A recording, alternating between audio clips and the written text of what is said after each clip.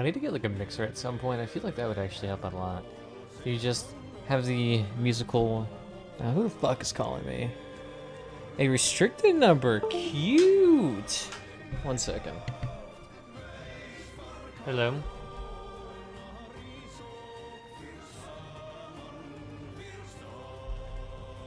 The fact that you even allow restricted numbers for robocalls is beyond me. Like I feel like in order for you to have a restricted number, you would have to get clearance from a fucking company, from the person who's providing you the cellular connection. Otherwise, I feel it would have to be downright just fucking abuse. Whatever. We'll be alright. We'll be alright. La-di-da, look at that.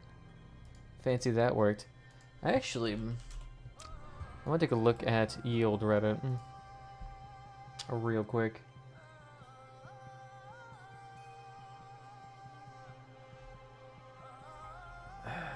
It's kind of weird that 2X chromosome thing is always there. It's always just people complaining.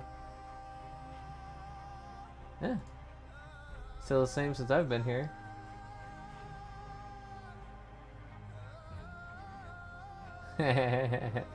Yeah, that's about as expected as I thought. Alright, so let's go through their comments. I mean, I was talking with Sigma yesterday, and I mean, the thing is that, in my mind, these temporary factions, it's just not really something that should be encouraged. Because you have to remember, eventually, I mean, if you continue going down this line, eventually we'll just have a variety of factions and, like, parts of factions that people will not be able to access. Like, advance this game 2 years down the line, because I know this game's going to try to go on for, like, another decade. But try to advance this game 2 years down the line, and we still have this temporary Battle Pass faction bullshit still going on. Oh my god. I mean, the thing is, too, it's not like they couldn't do this in a more economical or, like, consumer-friendly fashion. But let's just see what these people think that isn't just, like, a rehash of, well, it's kind of cheap for now, man, so, like, who the fuck cares? Alright. I'm sorry you can't think more than 3 seconds ahead. I don't see it being as too big of an issue, just like how it takes a lot of time to level up each individual faction to get the parts available in the pass. It will take time to collect badges and wait for these new parts to be available through a badge exchange. Yes, but it's also not guaranteed progression, because what happens if you miss one of these rotations? Not to mention, it still doesn't absolve the fact that you're wasting fucking badges on getting items that are traditionally free. Like, armor parts, traditionally free. Even if you have to prestige for them, they are free. But now I have to sit here and waste fucking badges for it? Like, okay. I want to see. How much does this shit cost? Because I keep forgetting. Where did I put cross out? I just have so many games here. Doodle-doodle-doo. Why is it not listed on my desktop? Doodle-doodle-doo. You know, what the fuck? It's not listed here. Chivalry, Bethesda, Chris Sawyer. Ah, here we go. Launcher shortcut. Beautiful. Like, I feel like I'm just gonna end up repeating myself 1,000 times if I respond to these people. Hey, it's okay, you just gotta buy this shit on rotation. It's kinda cheap, that's fine. It's still a fucking punishment. It's still temporary, and it's also not guaranteed, because what if these rotations fall out of favor? What if your shit doesn't get on rotation when you're playing that week? I mean, it becomes very difficult, or at least highly inconvenient sometimes to do this shit. Like, if you're a casual player, this shit is still going to be a punishment for a long-ass time. And of course, how do they have not fixed this issue? Windowed mode constantly opening up. Like, you can see it up top.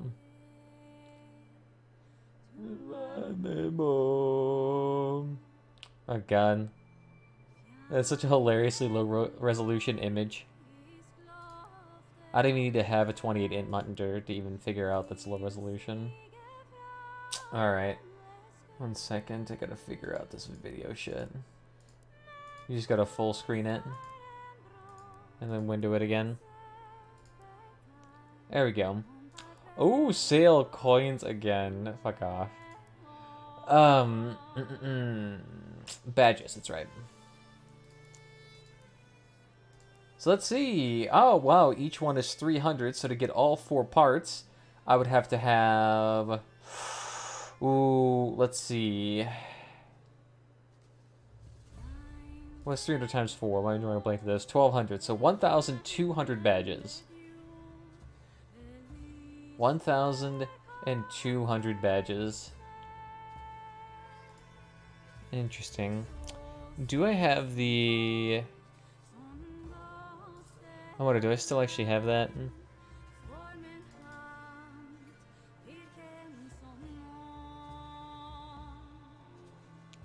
Yeah, so I haven't updated this in a hot second.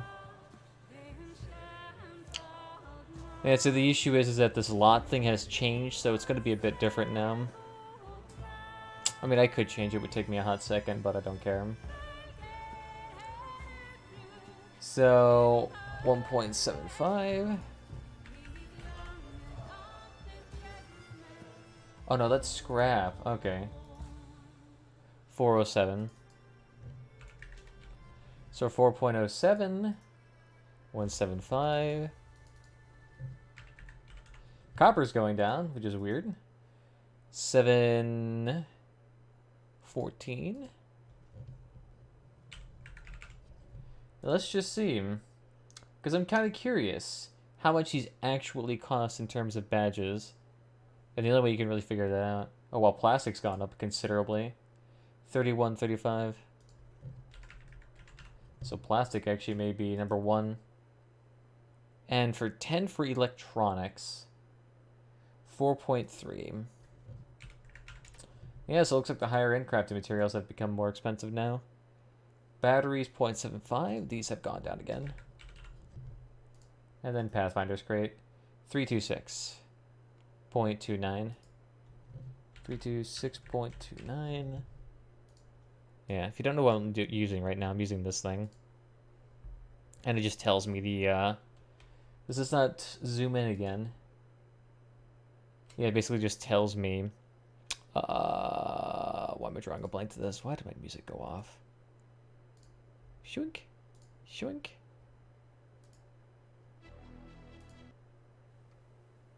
There we go. Sorry. Music back on. So, let's take a look here. Yeah, say plastic has absolutely just completely destroyed the market. It is way and above everything else now. Weird why plastic's so expensive. Interesting.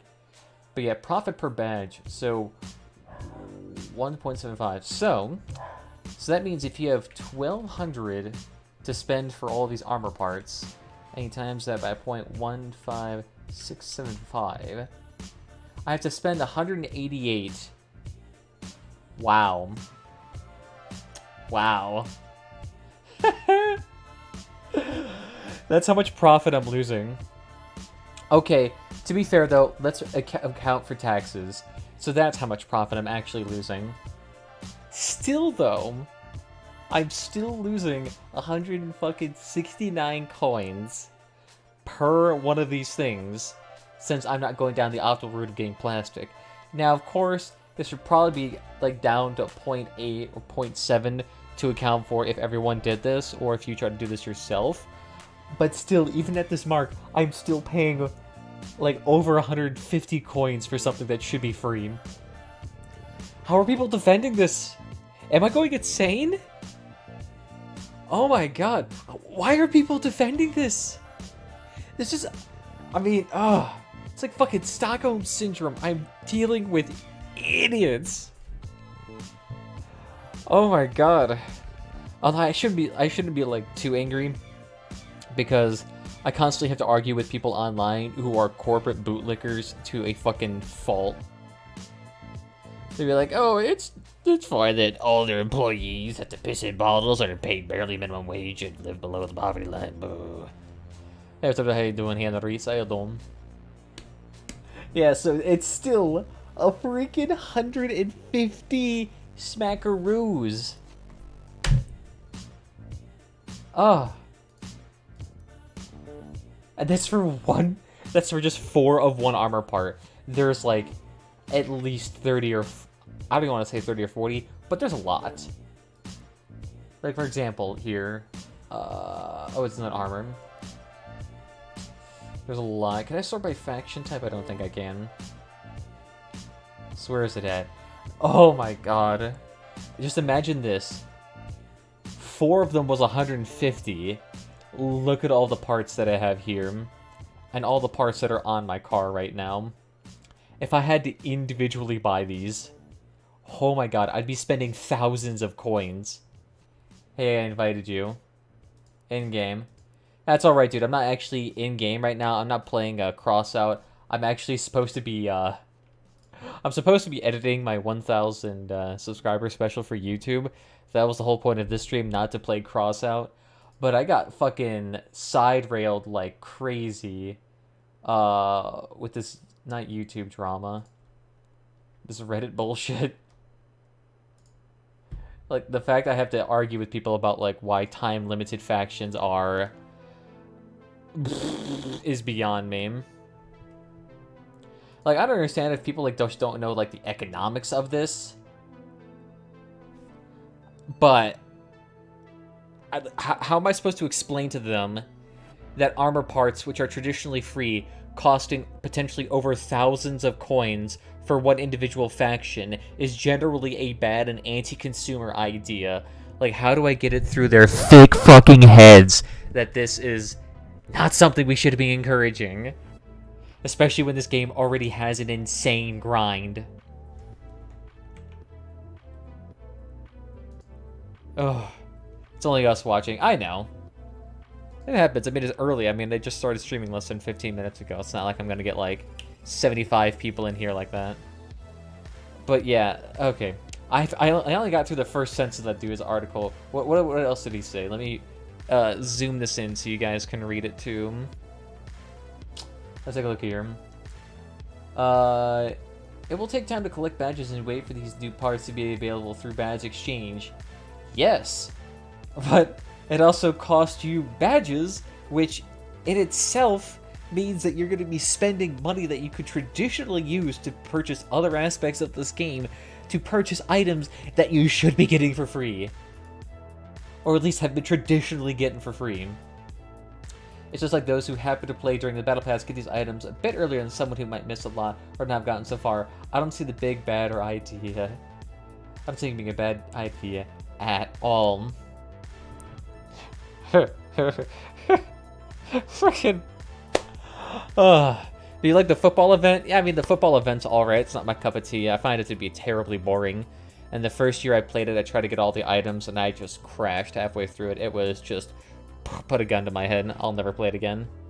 I have my headphones on that hurt my ears. I'm sorry, but... like, I need to get my anger out somehow, because...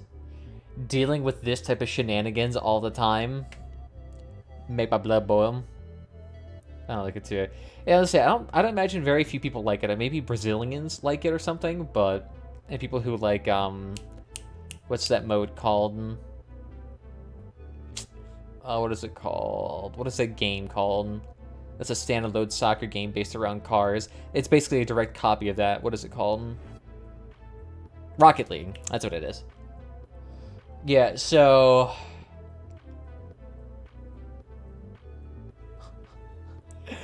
I feel like I should just link him to me screaming into the mic, be like, how do I explain to you that using badges, which is the equivalent to using coins to pay for armor that is traditionally free, is somehow anti-consumer and very much a punishment?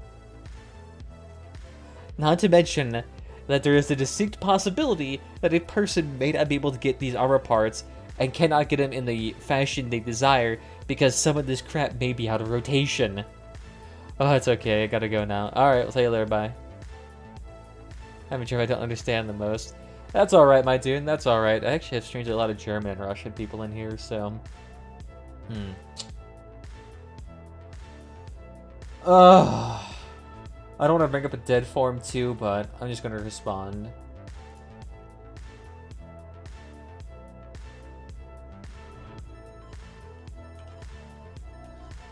How do I put this in a succinct way that cannot be misconstrued without me screaming fuck you at him 13 times in a row?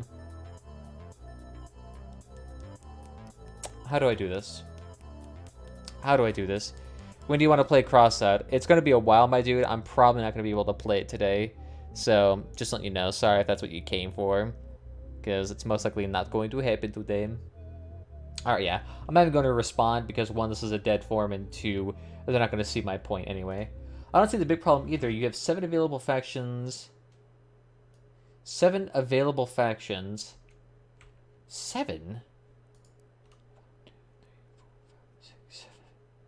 Well, okay, you have 7, but I don't think you can actually level up the 7th one.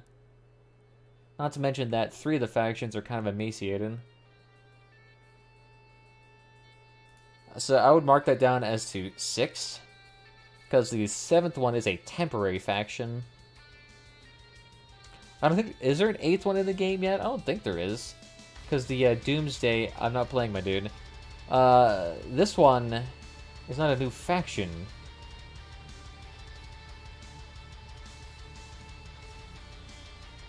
Because if I remember correctly, these parts go towards a faction you already have.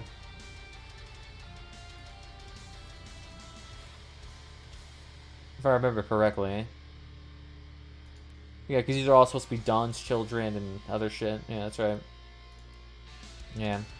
I invited you to my clan. That's alright, my dude. I don't need clans right now.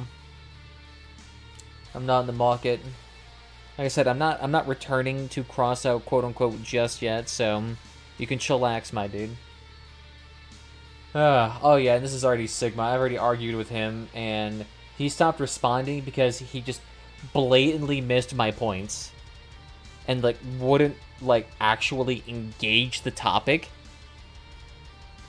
Not to mention he avoided some of my arguments out just in its entirety. And, like, some of his rebuttals were completely irrelevant. Like, yeah, like, here. Like, this is one of his arguments. I'm currently overflowing them. For one, that's not even an argument. Like, are you saying it's not that huge of an investment or not that much money lost? Because I just calculated it, and at minimum, if you take away 30% of its value, you're still losing potentially up to 150 coins for a stack of 4 of them. I mean, you're still losing a considerable amount of money. Ugh. Battle Pass level 68. Congratulations, my dude. I only got the level 47 in the Founders, and that was the only one I actually liked. Oh my god. I need to make a video at this at some point, because you know what's going to be really fun to do? Just light my fucking community on fire with this. Right as I pass the 1,000 subscriber mark. I would love to do that. Alright. What else? Hey, I will craft cohort annihilate. Every few players have left the blueprints. Yeah, let's say he gets it. Yeah, those events kind of suck. I got the founder stuff, and I'm working on playing the current pass as well soon. But I never get most of the items. The treadmill, it requires people to even play more than the devs demand, that it already the case with weekly bonuses and resource caps. Which is true. I mean, this game does kind of, like, encourage and also penalize it. It encourages a mild amount of play, but then it penalizes, like, people who are interested in this game. Now, of course, the caps are, like, you generally won't be able to hit them, you know, completely 100% all the time. But the fact there even are caps to your progress just blows my mind. Play too little, you miss out on some significant bonuses. Play too much, and you won't get anything past a certain point. Take a time off, and you miss out on some potentially great gear. The price for buying these structural parts is way too high if you ever want the full quantity, and I'd rather use those badges get me an epic every other week or so. Under horrendous crafting system, I find it pretty much required to get those items from the battle pass. But screw people who don't care for a particular item.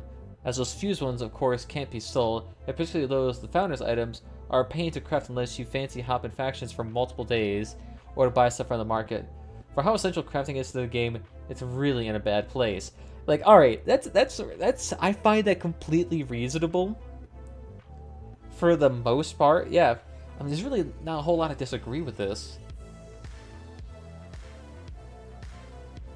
Because I mean, he's just pointing out some like basic fundamental flaws with this game that are there because this game is a free-to-play game and also one designed around punishment.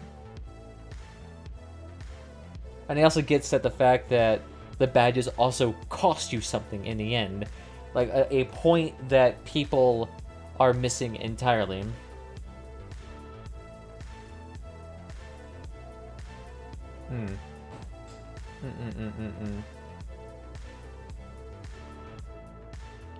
Alright.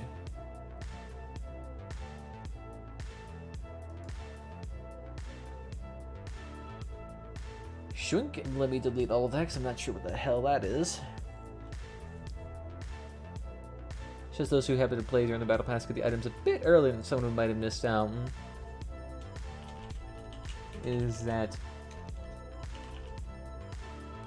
earning the armor later on when the pass is no longer active actually costs the player something.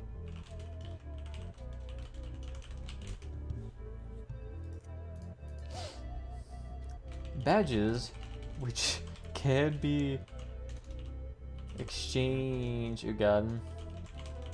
for goods, are essentially coins one step removed.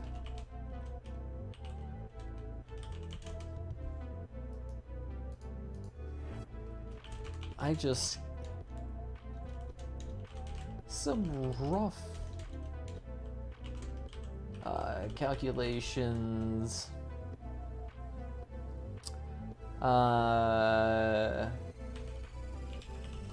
appear to show that 4 armor pieces at 300 per is around 100 to 180 coins in lost sales. Now extrapolate. I don't know how to explain. I don't know. How do you spell extrapolate? Exploit. Extrap.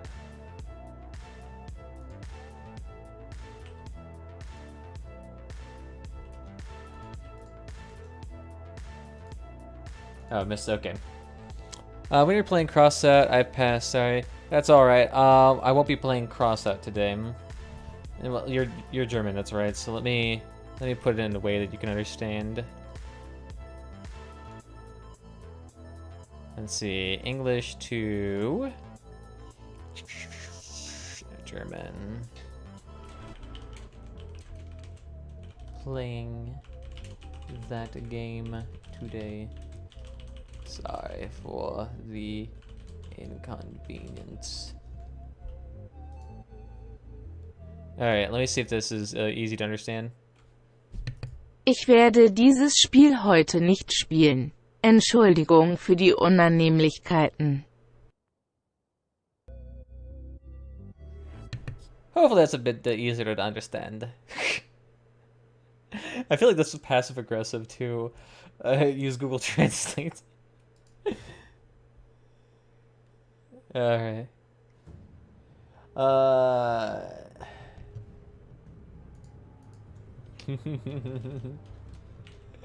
Yeah, sorry, my dude. It's just that, you know, I got this, 20-ish minute video to edit, which is going to take me a hot second.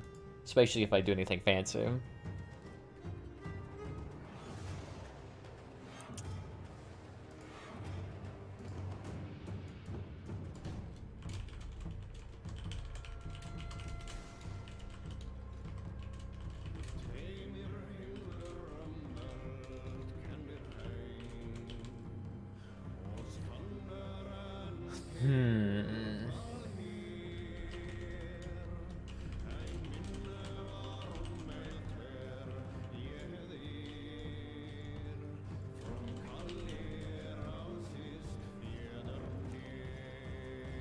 Ich suche momentan keinen Clan, dem ich beitreten kann. Danke für das Angebot, Freund. Beautiful. Beautiful. They say, who needs foreign languages in schools if you can just do that?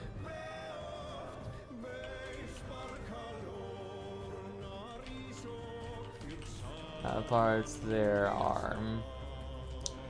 You can see how this quickly becomes very expensive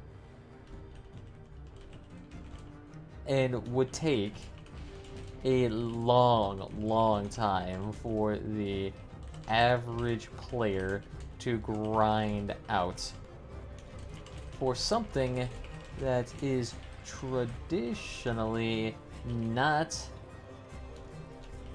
given out free.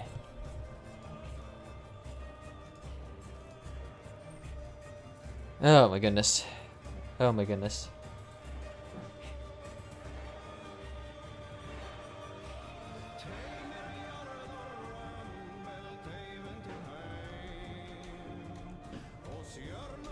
And there is also the separate issue of the parts being on rotation. Got my separate.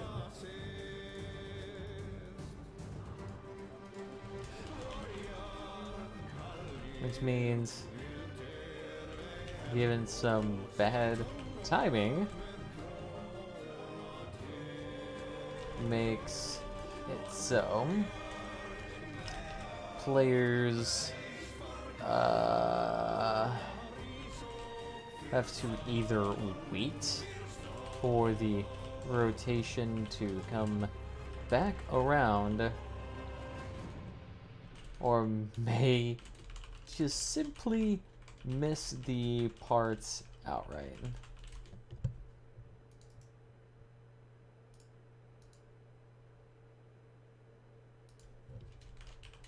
Not an easy goal, just to wait for RNG.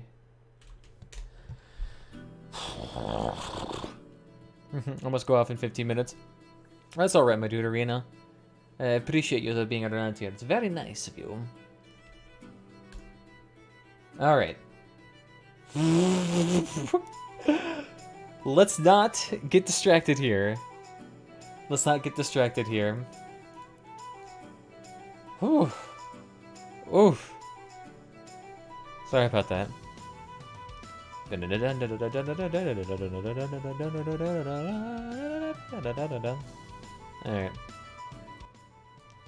I need to find a way. I need to find a way to like lower the music in YouTube even more. Because for some reason, like the lowest I can get it here. Thank you, Crossout, for immediately opening up the War Thunder application. I understand you both use the same launcher, but I'm trying not to utilize my internet intensely right now. But thank you. Alright. Let's get back to this editing. I'm actually thinking about using... what is it? I'm thinking about potentially using the Animal Crossing music. I love the Animal Crossing music. It's very chill, very low class. Or not low class, not like auditorily demanding, but super chilling, and I feel like it'll go great with the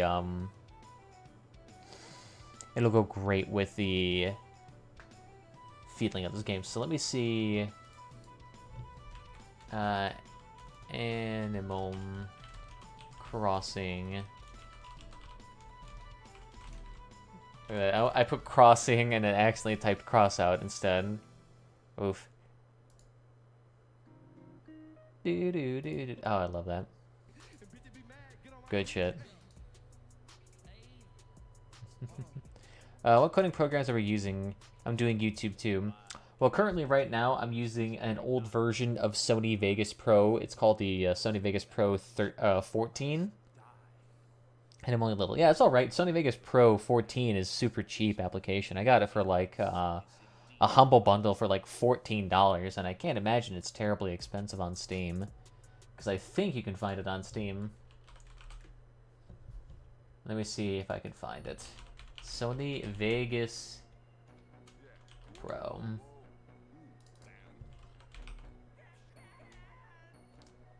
Vegas.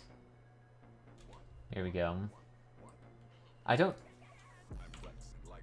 Sony Vegas Pro Steam Edition's $200. Yeah, you're on crack if you think that's remotely justifiable. Why is... Oh, that's 16.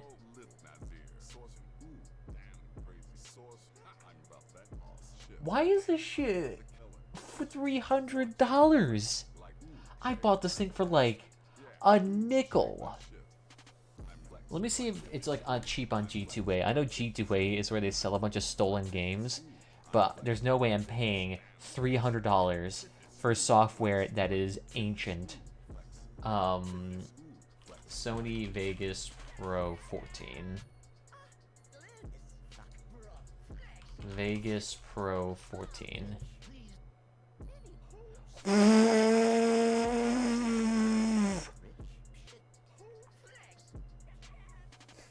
I mean, to be fair, the South Asian edition of this is 63 euros, which is much cheaper than $300.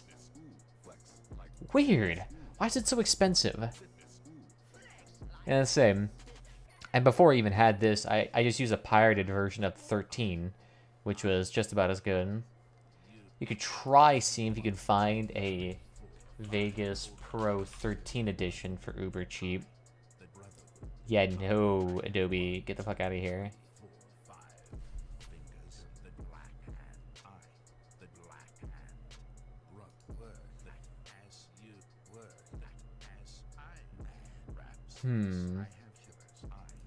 Where is... Yeah, here's the 13 on Amazon. How much is that? $600?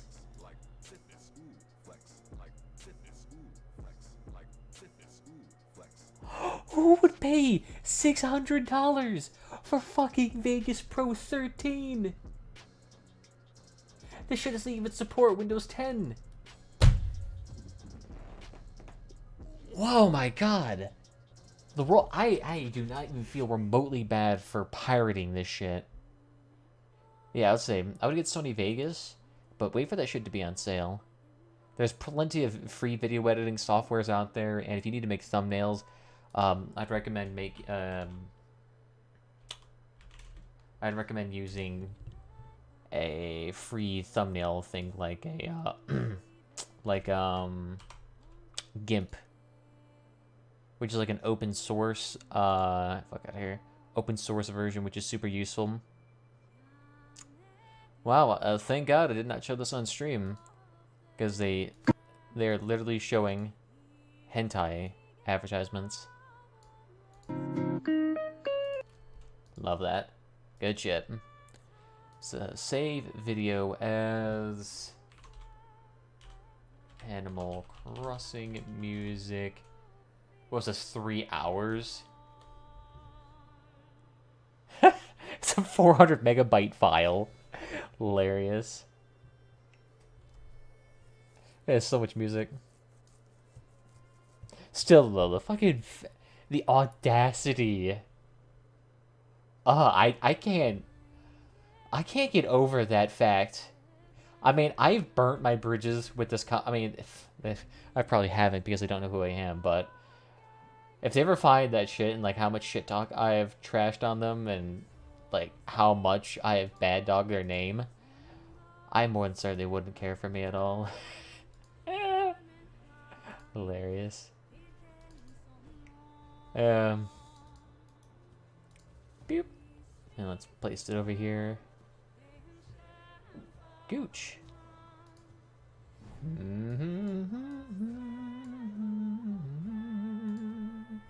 I say, hopefully whoever made this Animal Crossing music balanced the audio across the whole thing, because I don't feel like individually balancing 4 hours of songs. Yeah, that's what definitely those video editing studios are feeling like right now. Alright, let me see how this looks right now. I'm gonna turn off the music as this is gonna be a bit of a doodly-doo. God, listen to that background noise. Oh, so rough.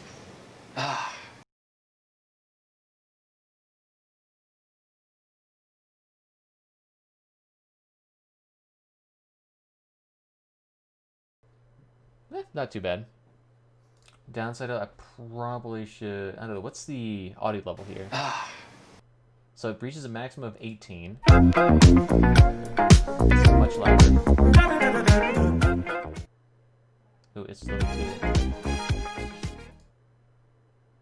And so you want to make sure you balance your audio levels because you don't want to have any of your audience to flip up and down the volume knob because one part of the video is way too loud and the other part's way too quiet.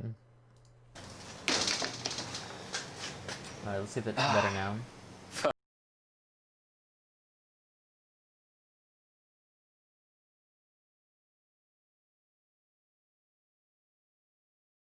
Probably modify this audio track, so I'm probably just going to pitch shift it because I don't want this to get immediately auto detected. So let me take a look here.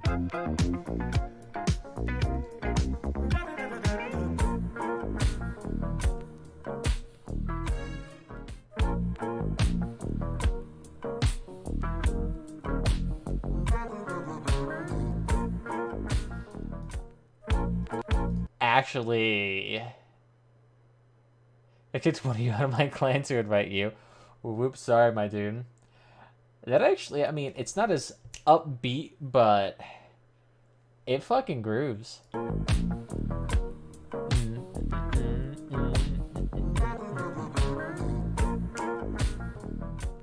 Fuck, that is caramel. That's actually not too shabby. Fuck.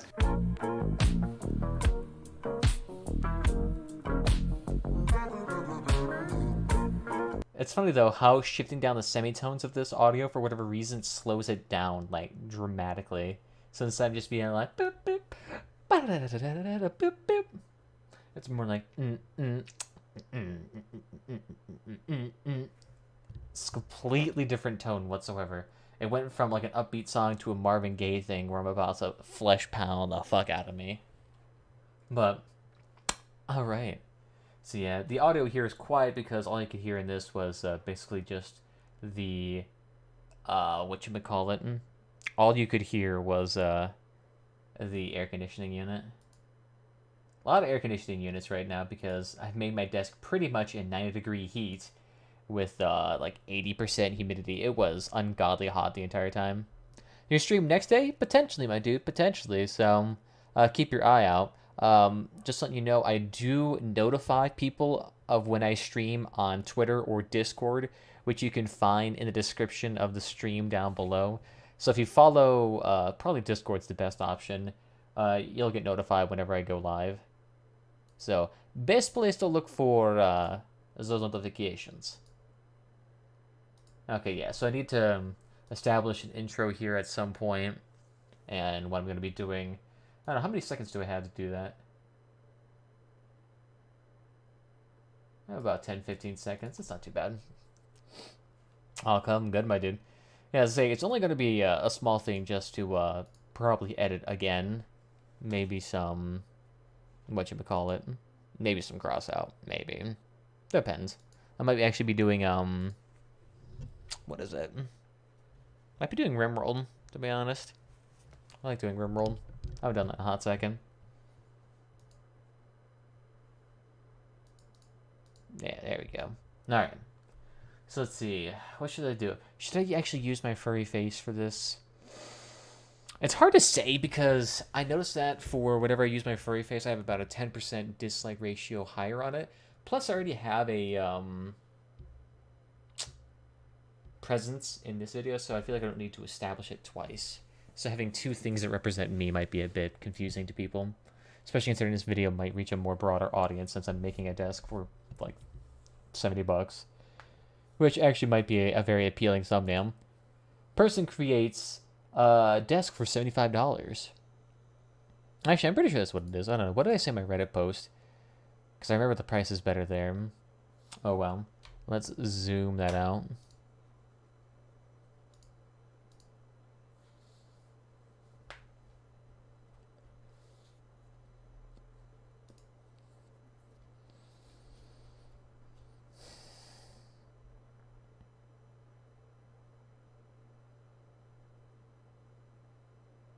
Yeah, it's all around about $70 for this project, so it's not too bad. I mean, yeah, I made this desk for pretty much less than $100, excluding tools that I already had. If you don't have these tools, of course this project is going to cost you way over a couple $100 just to get this thing started. Yeah. So let's see, how would I intro this video? There's a lot of ways to go down it.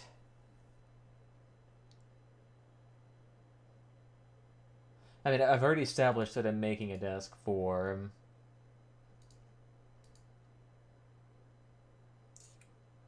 And I think I'll establish at the very end and mention real quickly what this was for 1,000.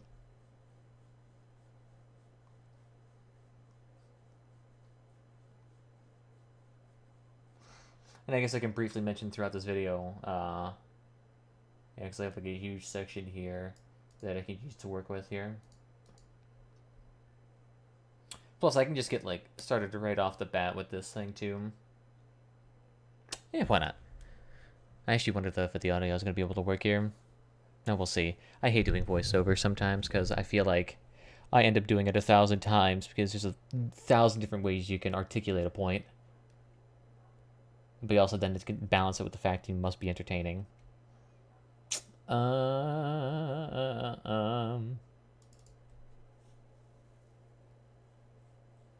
Actually, where should I even plop this audio? I should probably plop this down here, and we'll record that down here. No, let's plop this down into... There you go. There we go. Beautiful. Yeah, it's a bit loud. But as long as I can maintain it below that 18 threshold, I think that'll be good. Because I think right now my voice is just like mellowed out right there. I should probably turn off the fan. Just so you don't have to get that background audio. I mean, you're always getting the static and the background fan noise, but that's not too bad.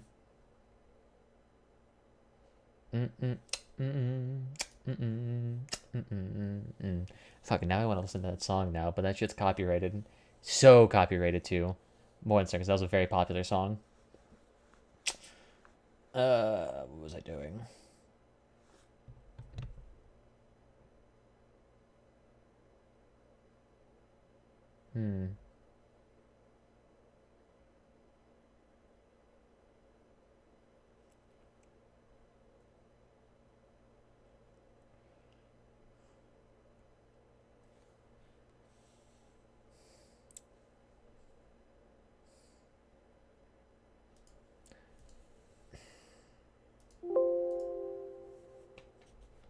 I'm just trying to think. To start off with here. Fuck, now that I've got like gone out of the groove of it, I'm not as adept at just like spewing out shit. Not to mention too, it's just kind of like I'm explaining the wood.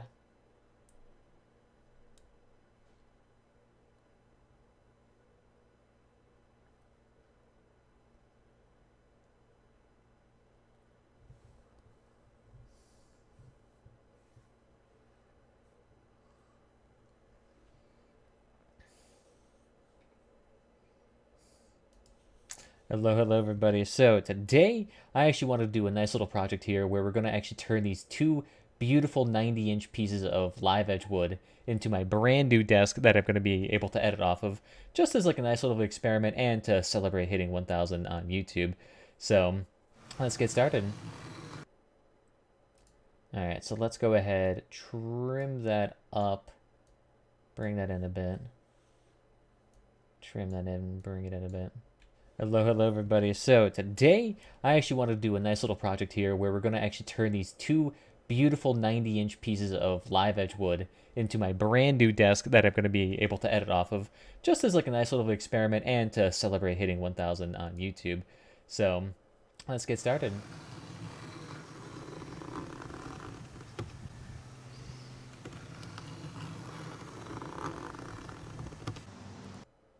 I should probably explain what I'm doing here.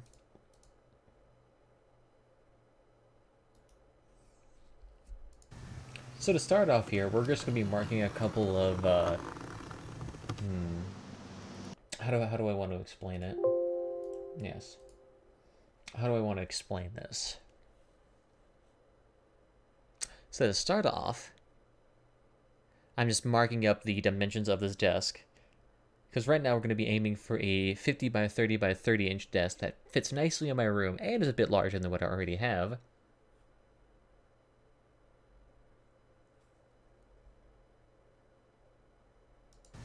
To start off, the dimensions of the final desk I'm trying to reach are going to be around 50 inches by 30 inches by 30 inches, which is going to be a little bit larger than the current desk I already have, plus fit nicely with what I'm doing. So we're just going to be marking up here real quickly. Alright, let's see how that sounds. To start off, the dimensions of the final desk I'm trying to reach are going to be around 50 inches by 30 inches by 30 inches, which is going to be a little bit larger than the current desk I already have, plus fit nicely with what I'm doing. So we're just going to be marking up here real quickly. Should probably turn this down ever so slightly. Just because I'm speaking here. To start off, the dimensions of the final desk I'm trying to reach are going to be around 50 inches by 30 inches by 30 inches, which is going to be a little bit larger than the current desk I already have, plus fit nicely with what I'm doing. So we're just going to be marking up here real quickly.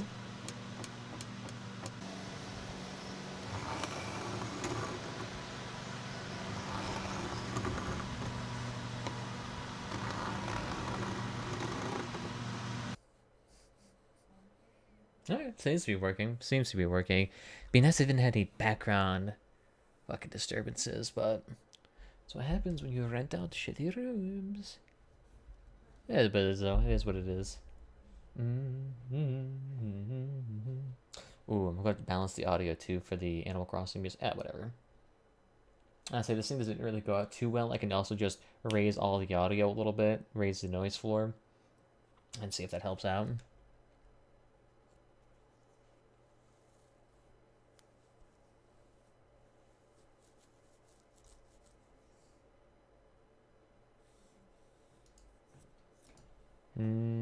Let's go ahead and delete that. This is not the time to be walking about a hot second every 2 seconds. I know what I mean.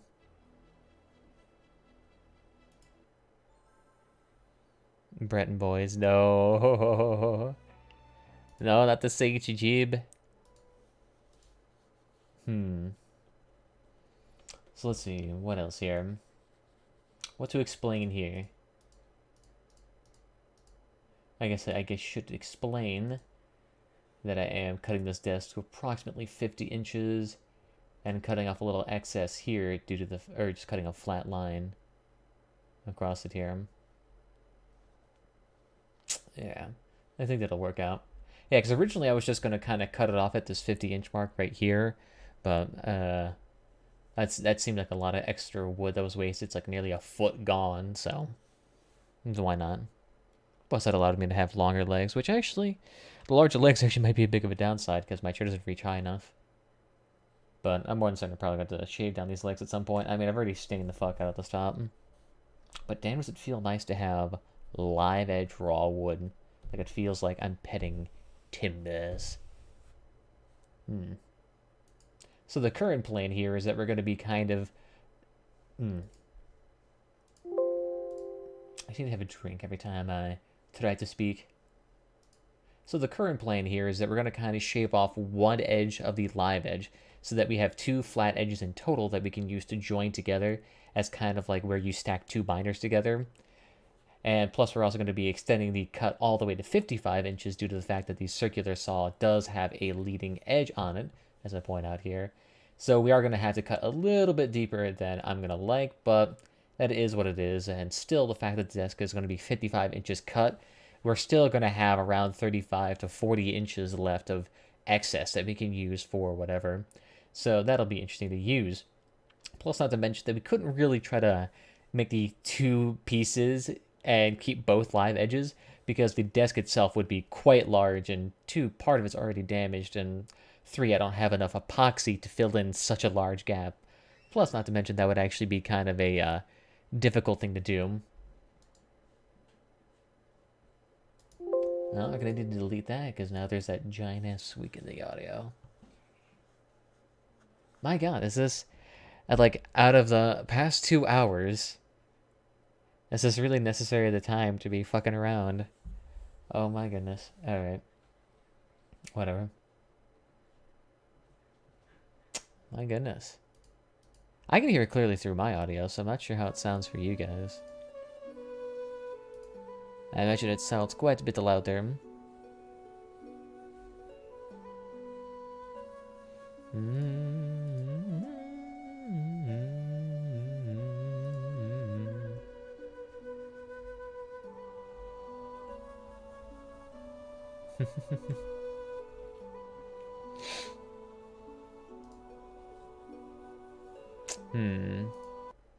Yeah, so I think that'll actually work.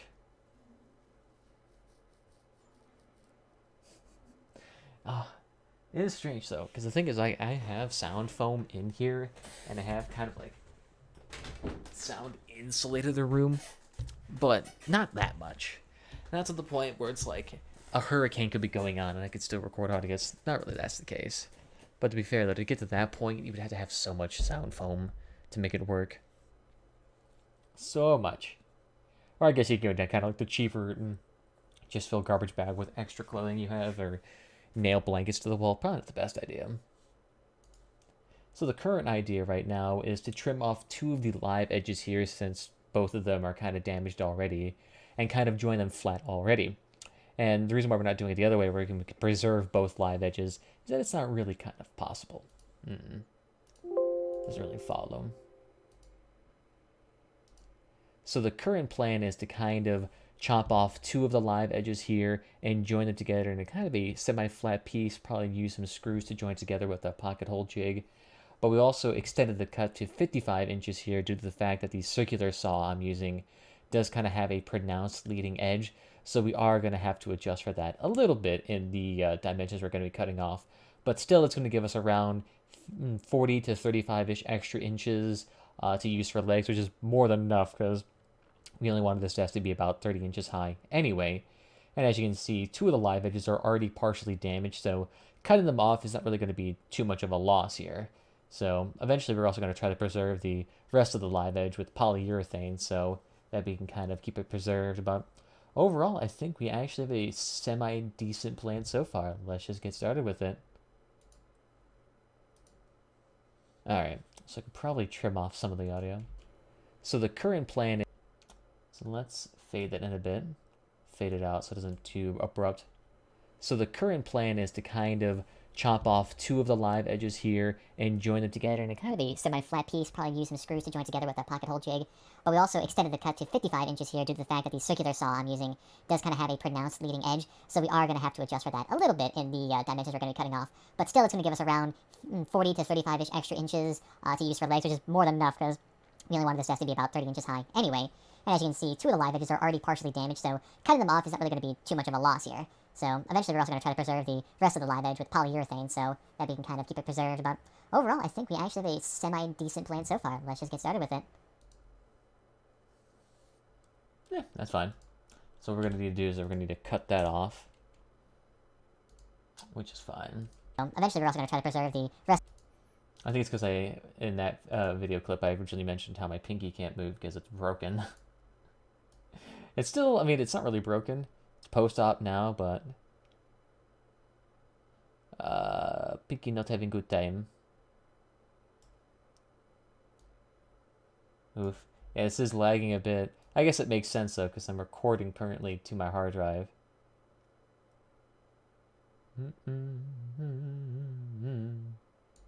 Actually, if I did stop recording, it probably would be a bit easier. We're also going to try to preserve the rest of the live edge with... Hard to say. It's actually probably all in RAM cache right now, so it doesn't seem to actually be too laggy. Started with it. Well, now begins the part where we try to join all of this into one holy piece. The thing is that we might need to flatten... I think we should try to keep consistent at around the 18 decibel range. But actually, it feels pretty good. It's like I run my finger along and I get no spinners. It's pretty dang good. I mean, for someone who's... Well, now begins the part where we try to join all of this into one holy piece. The thing is that we might need to flatten this edge a bit more. But actually, it feels pretty good. It's like I run... It'd be kind of nice if I had, like, an audience here to respond to this, because I wanted to know whether or not this is actually discernible for the average person, because it's really easy for me to hear my voice, but what if it's more difficult for people who are, just of the common variety that, don't have my voice. Run my finger along and I get no spinners. It's pretty dang good. I mean, for someone who's never made my buttons. Or I'd just put these. Now we just need to blend it together, see if they line up, do some glowing, do some sanding, and let that rest right there. Yes?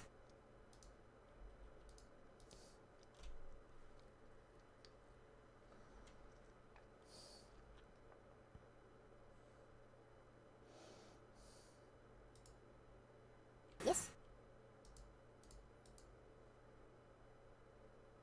Yes?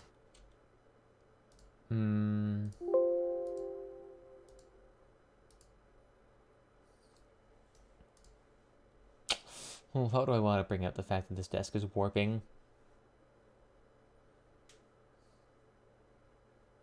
Yes? I'm not sure why, but one of the edges here, one of the planks, I don't want to describe it as an edge, I want to describe it as a whole plank. Yes? For whatever reason, one of the planks here kind of had a persistent warping issue here, and none was more pronounced than right here, which kind of had to be dealt with before we could even try to join these two together, so I got a wet little rag and just let it sit overnight, and let's see how it turned out.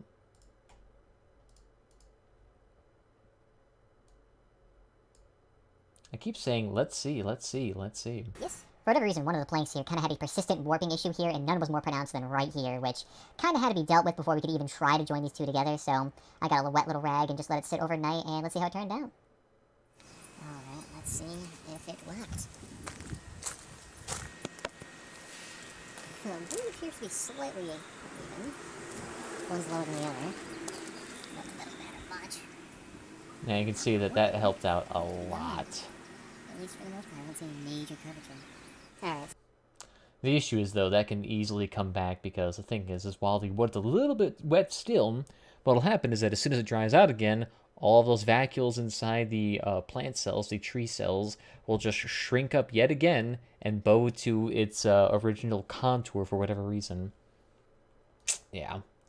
That's why it'd be kind of nice. The thing is that how professional carpenters and sawmills actually do it is that they not only do they like strip that, but then they like kiln dry it and then press it down, and then they also get it. They have a planer that completely flattens it out, so there's like a 0.0% chance of it warping. But I didn't get it like that. I literally just had a guy who chopped it into slabs and then placed it outside to dry in a fairly wet climate. So it was gonna happen, but I think overall it came out pretty good. It's actually a pretty solid desk. Only downside is that it's not really terribly flat. I wish I could get it a bit flatter, because there does appear to be an issue with mouses where since the desk is slightly bowed in the middle, what will happen is that the mouse will get kind of caught and be unable to register on the ground, because if the sensor is even slightly off the ground, it won't be able to actually do anything. Alright, so it's about as flat as we can get it, or at least I can get it. So hopefully screw pressure will keep it together nicely. If not, well, we're fucked. I should probably explain what this thing is. It's a Craig pocket hole jig, but it essentially creates a little pocket hole, if you will, in which you can discreetly hide screws, so you can join two pieces together in a very discreet fashion, which I guess would be kind of like the easy way to describe it. It's actually a really nice tool, to be honest. I mean, even just for the pilot hole drill with the little Allen key lock mechanism on there, I mean, that's actually pretty useful because I can use that to create like little discrete pocket holes at a set length, so I can easily just like pop, pop, pop, pop, pop them out in 2 seconds. It's kind of easy to make cabinets with it. But, I don't know. We'll have to see. So the device here we're using right now is actually called a Craig pocket hole jig, and the whole purpose of this thing is to actually just create discrete little pocket holes, if you will, in which you can kind of hide little screws that can join any two pieces really kind of nicely. I think it only cost me like $15, which is half the price of the wood, which was about $35 for the 2 planks, but it's still pretty good. Got 3 pocket holes. Ooh, I extended that too long. Yeah, I can be long-winded sometimes. There's a reason why some of my videos can be over an hour long, and if I don't trim it back as much as possible. I mean, originally I had 5 hours of footage here. The fact that I trimmed it down to less than 20 minutes is amazing for me. So the device you're seeing right now is actually called a Craig pocket hole jig, and the whole point of it is just to create these discrete little pocket holes to join two pieces together. Pretty nice. Shitty description. So the device you're seeing right now here is called a Craig pocket hole jig, and the whole point of this device is to create these little small pocket holes in which you can thread screws through pretty easily that actually hide them fairly nicely. And the fact is on the other side of the wood too helps out a lot. So the thing was only like $15 too, so kind of a nice cheap tool. There we go. I think that'll be pretty good. However, though, to hear me, we're going to have to lower the audio of this even more, which is hilarious because this is already lowered quite a bit. So the device you're seeing right now here is called a Craig pocket hole jig, and the whole point of this device is to create these little small pocket holes in which you can thread screws through pretty easily that actually hide them fairly nicely. And the fact is on the other side of the wood too helps out a lot. So the thing was only like $15 too, so kind of a nice cheap tool. Alright, so now we got 3 pocket holes. Time to put in some screws and see if it works. Yes? I threaded so many screws doing that. Extra 2 pocket holes, bring up grand total to 5. Hopefully it'll get drilled in. We'll probably switch out to 2-inch drills. Let's just see how far they're going. Alright. It's funny. You can see how much I fucking scuffed the wood with the drill head because of how hard I was pushing it in. That was before I stopped being lazy and got an actual screwdriver, so I did completely scuff up the wood. Honestly, though, if I was to make this desk again, there would be some things I would change that would definitely make the whole process a lot more efficient. I mean, for one, I would probably sand and plane the whole thing in one step, as opposed to doing it in like 4 or 5 different things. But I didn't really have a plan going into this, and damn, did it slow me down. Well, looks like now we just need to get the screws in, hopefully. And we're probably going to need to get a supporting beam, because if you can see, the wood itself does flex and does not go in one contiguous piece, so we're just going to have to get some big old pieces of wood and just nail it right to there, or screw it in, I suppose. And hopefully that'll keep it in nice and secure, yes?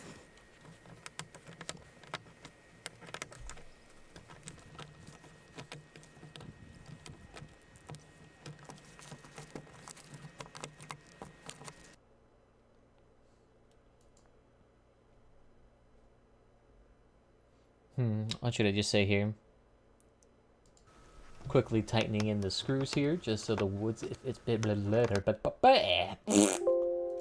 fuck, it's strange how you can get tongue-tied saying the simplest shit.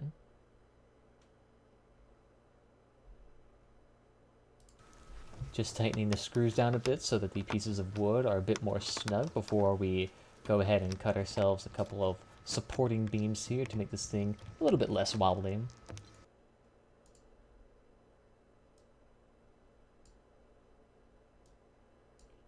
Just tightening the screws down a bit so that the pieces of wood are a bit more snug before we go ahead and cut ourselves a couple of supporting beams here to make this thing a little bit less wobbly.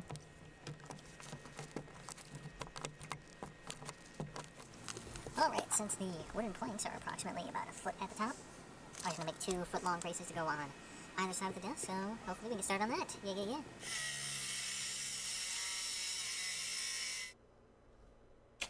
Yeah, at this point I kind of had to because I think someone was mowing the lawn in the background, and my microphone picked it up quite nicely.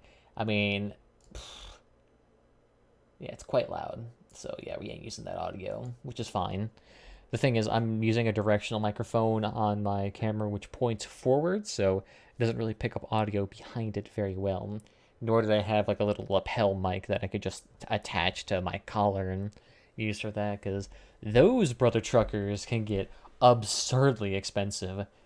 Like what is a lapel? Let's see. Lapel mic. Okay, no, there are some pretty cheap ones that are $60-ish, but yeah, some of them can get absurdly expensive. I'm actually kind of concerned about the audio quality of the $50 lapel mics.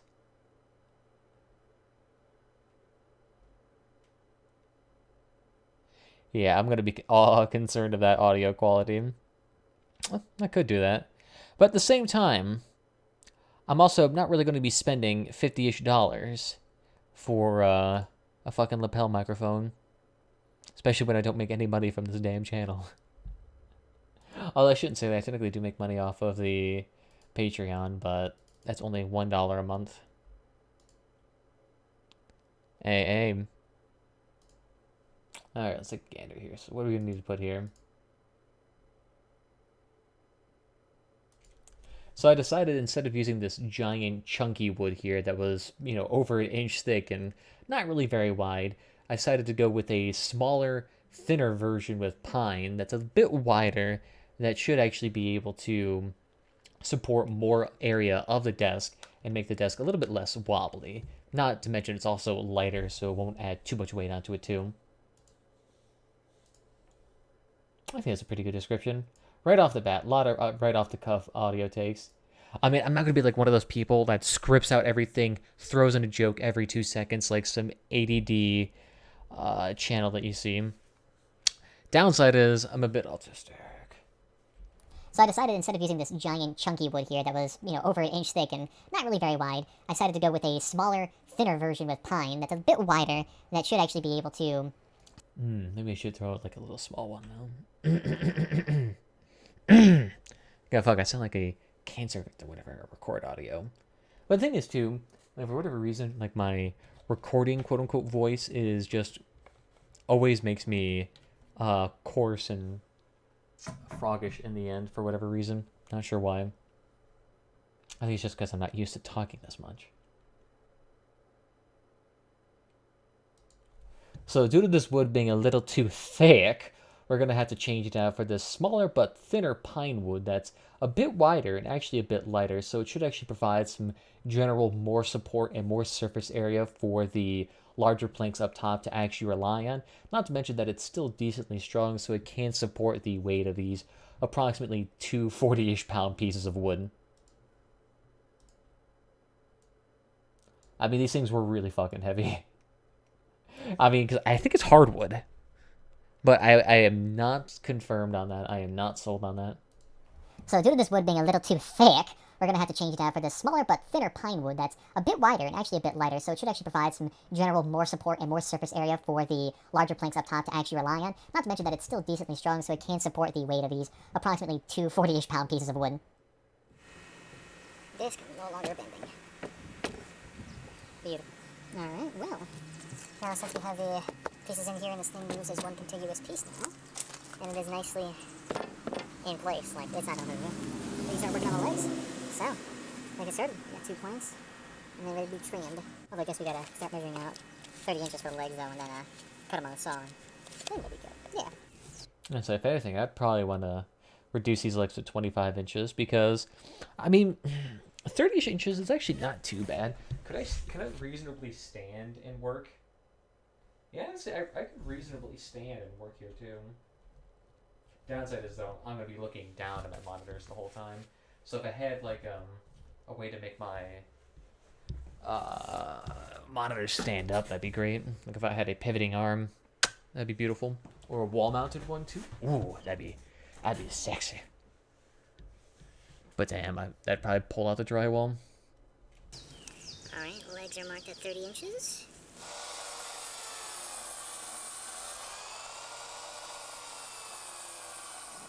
Oh, no. Too thick. Just slightly too thick. Needs to be hand sawed now.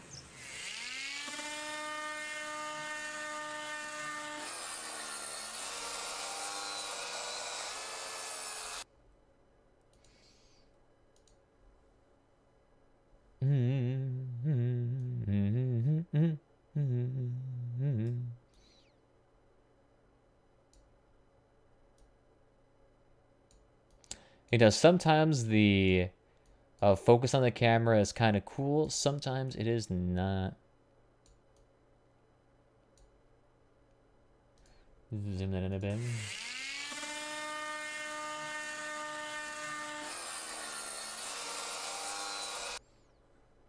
I should still probably be explaining what I'm doing. And I probably should also include, like, my thighs were burning the day after this. Like, I woke up one day and I'm like, why the fuck do my thighs hurt so much? And it's because I was crouching, essentially, for 15 to 20 minutes, which is a pretty intense thigh workout. I mean, try sitting on a wall or sitting on your legs like that for a decent chunk of time. It actually does. It does actually work out the thighs a lot. You wouldn't think so, but it does. It's actually kind of hard to walk too, because that's where a lot of your weight rests.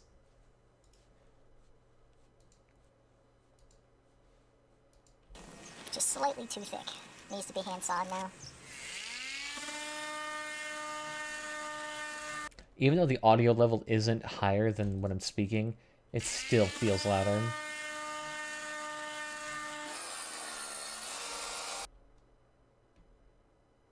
Hey, what's up? How you doing, Candy Eye? Doing? Welcome, welcome. I feel a bit attacked now with that peekaboo. Gotta work on the second plank here real quick. I don't know why I always feel the need to say it real quick, real quick, real quick, because this shit didn't take real quick. Gotta work on the second plank here real quick. Very Larkin? Alright then. I'll see you in a bit, my honey bunch. Strangely enough, crouching for this long,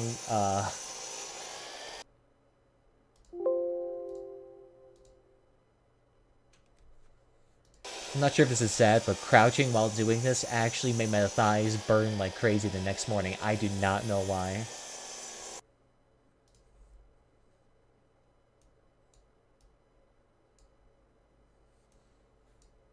I'm not sure if this is sad, but crouching while doing this actually made my thighs burn like crazy the next morning. I do not know why. Oh, no. And no, before you ask, I do not actually have a workbench, because that garage, it's full of shit. None of it mine. So it's not really possible to work on a bench. Not to mention we don't even have one to begin with. Actually, though there is one in there, kind of. It's not really stable, but it could work. It's just the issue, again, no space in there. I need to get a lumber rack. The thing is, though, getting like a decent lumber rack, you either have to have strong walls, which I most likely do not have, or two, you can get an expensive standalone timber rack, but those are absurdly fucking expensive. Like the cheapest one that can support like 2 tons, that one was only 2 beams, and it was some like $200-ish. But honestly, I might get it because it would save so much room. To have a lumber rack, oh, so good. Too thick. Just slightly too thick. Needs to be hand sawed now. I unfortunately didn't have the footage of me sawing it, so I have the portion of me sanding it down so it's a bit smoother. Didn't really work. I probably should just use the circular saw, quote unquote. But since I didn't really have too many ways to clamp down a leg, the circular saw wouldn't have been terribly accurate either. Gotta work on the second plank here real quick.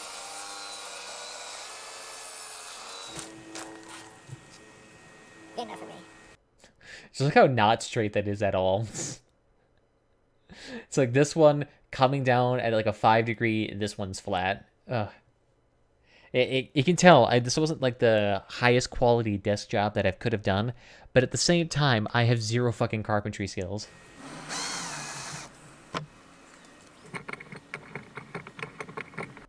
Should probably explain that I forgot to make pocket holes in the supporting beams for the legs.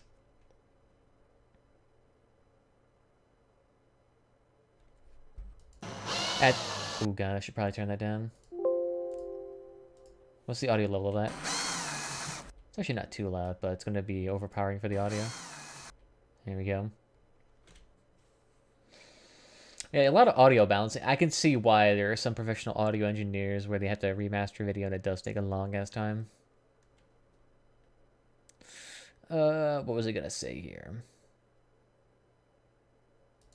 At this point, I've kind of decided to add in pocket hole jigs so that we could... It's not pocket hole jigs because that's the whole device. It's just pocket holes. So at this point, I kind of decided to add pocket holes to the supporting planks themselves as a anchor point for the legs to work with. So I'm going to quickly add those. Hopefully it's not too verbose. So at this point, I kind of decided to add pocket holes to the supporting planks themselves as a anchor point for the legs to work with. So I'm going to quickly add those. And look at that. Another 3 perfect pocket holes. And hopefully that'll be enough to keep on the leg. If not, we'll do some more reinforcement and, so many fucking bugs. Hopefully, this will work. Look at the time. Look at the time. This guy's screwed in now. Alright. And if you notice, too, at the very end of this, you know that this one's pointed the wrong way, and in the next shot, I flipped it around. You can tell I didn't plan this shit out at all. Alright, all in place. They're all solid. Can't move. Desks in one piece. That's funny. You can even see the desk warping from this perspective. There we go. Now we just need to throw on the brother truck and legs, and oh my god, buddy's on camera. Hopefully we're done. Hopefully. You know what, since he... You know, it's not as bad as where the place I purchased the wood from. The place I purchased the wood from had a whole crap ton of wood deer flies, which they're not like black flies that you see in the common house, but these are like the ones that are small, a little bit smaller, that are brownish and lightish in color, some translucent a little bit, but they are way more aggressive and they constantly try to nip at your skin. They fucking annoy the crap out of me. That's why I actually got this little bug hat over here, where it's like the traditional, you know, like sun hat that's a giant circle around you out of cloth, but then it has a draped down kind of like bug catcher net on it, so the bugs can't attack your face at all. And it is a godsend. It is an absolute godsend for buggy ass northern Michigan. These things are still quite wobbly because they are indeed not flat. Before I anchor them to the table, we should probably flatten them out a bit, let them rest here for the night, get a wet towel on it, and resume in the morning. Hopefully. Oof, looks like that warped quite a bit again, just because it was hanging over the edge ever so slightly. So that'll probably need another day to flatten out, but I'm more than certain once I get the legs on it, it won't really even matter. To be fair, though, it's at least not as warping as bad initially. That's why I needed to have these things professionally kiln dried and then planed. And I should have taken up that planing service. I mean, initially I was just like, oh, planing on this won't take too long with the, you know, circular saw and sander. But no. This shit takes forever to plane by hand. That's fine. And pretty much for all intents and purposes, the boards themselves are still flat. That's where we screw in the legs anyway, so probably won't matter. Let's just get the legs installed and see what happens. First things first. A little sanding of these surfaces. So that's really fucking quiet, but at the same time, if I let the audio peak up, actually I don't know, what was the peak of that audio? First things first. Yeah, so it's not too bad. First things first. A little sanding of these surfaces.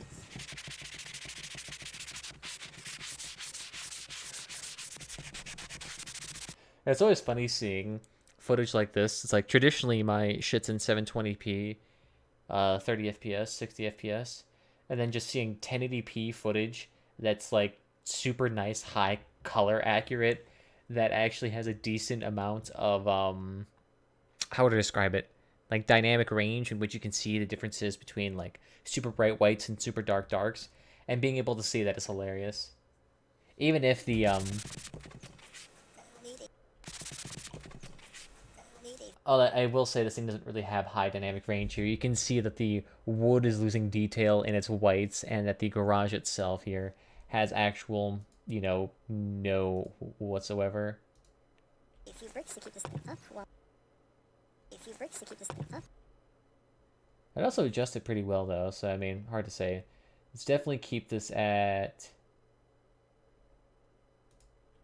Need a few bricks to keep this up while I plop it into place.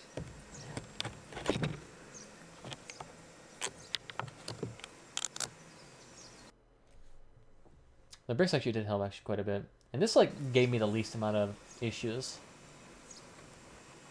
Oh wow, that footage is grainy, but also it's at half quality, so.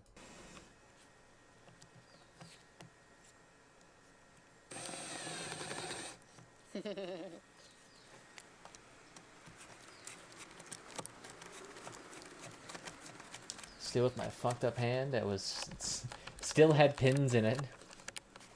I'm out here to 90-degree heat and work.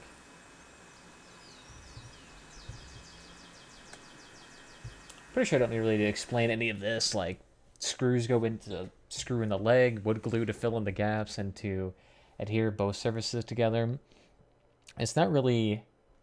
I say that, but at the same time, a lot of people are not going to be able to get it because they don't have a history with this.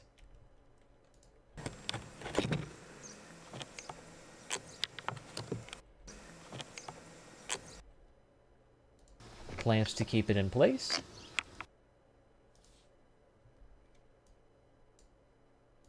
Just little simple things like that to help out and discuss what it's going on. Clamps to keep it in place.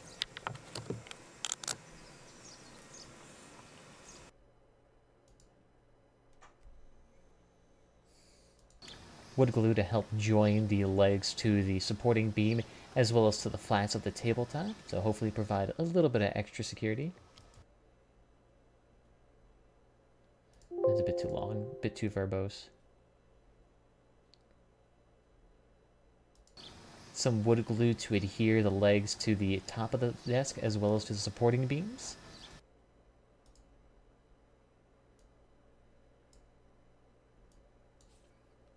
Some wood glue to adhere the legs to the top of the desk as well as to the supporting beams.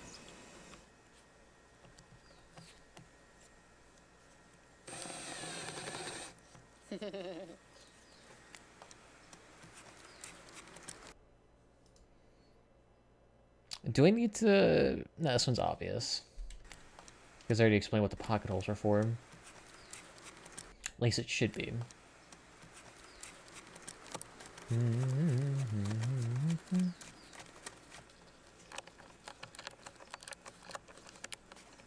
See a small one here.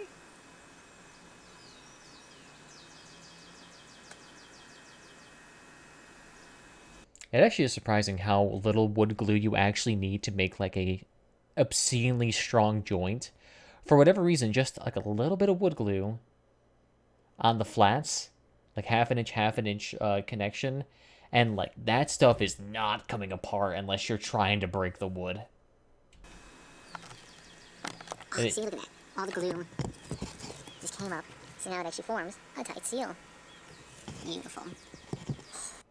If I was to do this differently, I would probably add some masking tape down to a couple of the surfaces that I don't intend to get glue on, so that I can kind of just like easily peel off the tape without having to do a shiitake ton of sanding to get rid of it. That was the one big thing I should have done. If I had masking tape for this whole project, I should have put it like on all the surfaces I didn't intend to have glue on it, and I would have saved myself like an hour of sanding. My goodness, I am already glistening. Disgusting.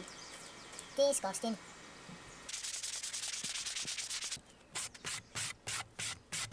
Look at my fucking Hawaiian shirt and Hawaiian shorts, and it's 95 outside and like 80% humidity, and I'm sitting here with a broken hand making a fucking desk.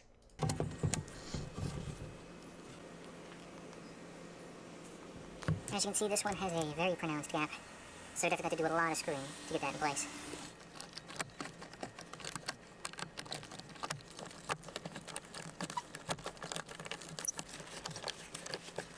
Let's see if that works.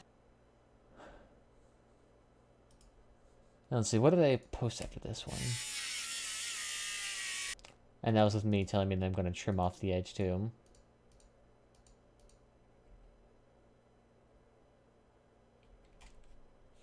I think this one had a lawnmower in it. Yeah, that one had a lot of background audio in it.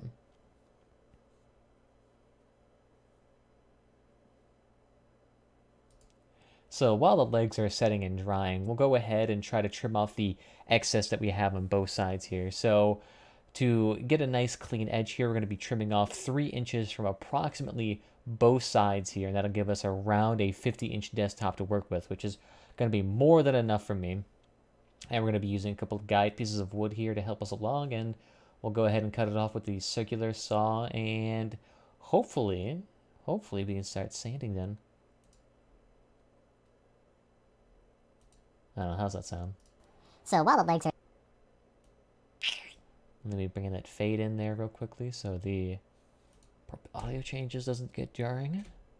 So while the legs are setting and drying, we'll go ahead and try to trim off the excess that we have on both sides here. So to get a nice clean edge here, we're going to be trimming off 3 inches from approximately both sides here. And that'll give us around a 50-inch desktop to work with, which is going to be more than enough for me. And we're going to be using a couple of guide pieces of wood here to help us along. And we'll go ahead and cut it off with the circular saw. And hopefully we can start sanding then. Yeah, so that actually allows us to trim off a bit of this audio.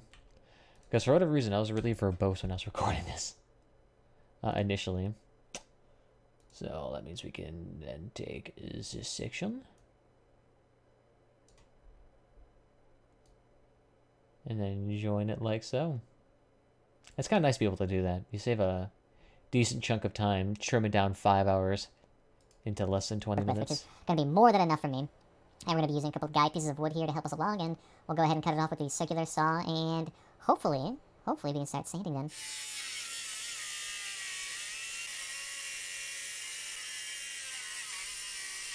And you can tell this was after my surgery too, because now my cat, I mean, okay, I just want to say this real quickly. As someone who has nursing education here, the way they bandaged up my hand was the absolute shittiest way they could have bandaged my hand up.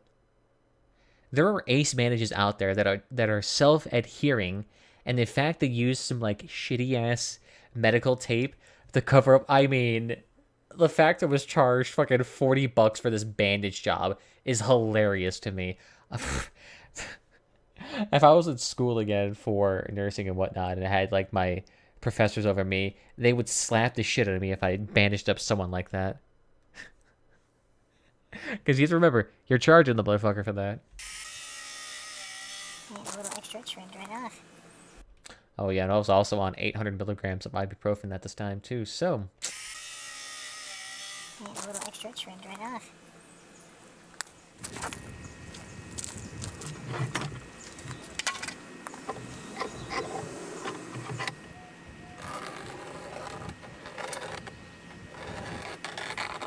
I should really explain what I'm doing here. Oh, that's right, this is just a continuation of my cutting. Extra trimmed right off.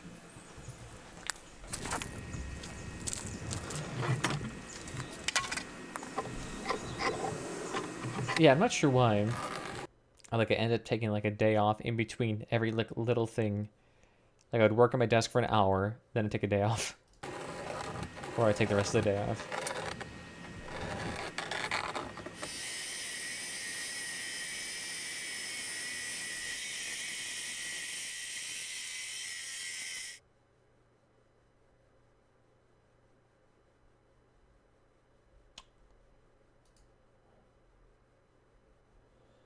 I'm not really sure what I'm going to say here. So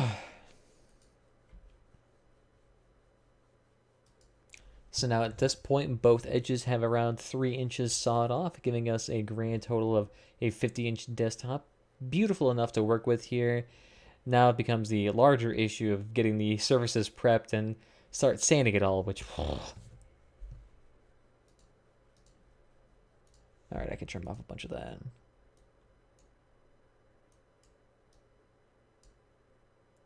So Alexa.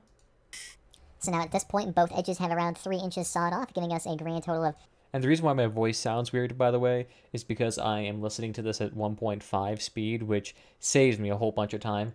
If you're ever doing like long form editing for something like that, keeping it at 1.5 2 times speed is super useful because you're able just to trim through the audio that much faster. It saves you hours because instead of listening to you at slow speed, you can bump it up. a 50-inch... Although I guess it's easy for me to understand people at 1.5 to 2 times speed. I used to have a really big issue of me speaking at like a supersonic speed, like first, second grade for me, or not first or second grade, kind of like young 5, kindergarten age. Holy shit, did I speak at Mach 10 speeds? It was impressive. But it was also really bad because no one could understand me. I was going, like, the fuck's going on here? Although to be fair, I still kind of have that issue to some degree. A 50-inch desktop, beautiful enough to work with here. Now it becomes the larger issue of getting the surfaces prepped and start sanding it all, which...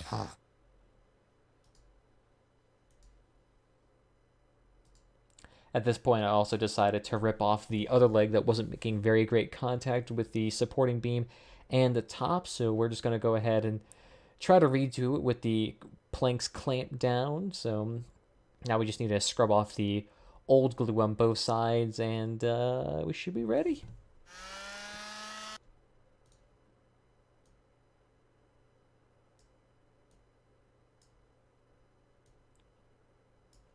At this point, I also decided to rip off the other leg that wasn't making very great contact with the supporting beam and the top, so we're just going to go ahead and try to redo it with the planks clamped down. So now we just need to scrub off the old glue on both sides, and we should be ready.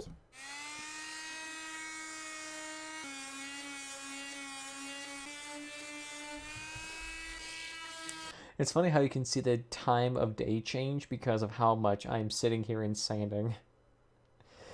Sanding hardwood, especially with a 1.6 horsepower, 1/3 sander with some mildly coarse sandpaper, it is a painfully slow fucking process. Sanding a softwood like the pine support beams was way faster and way easier. Like, it took me legitimately like a minute or two to sand those down into their final shapes and even true up the edges.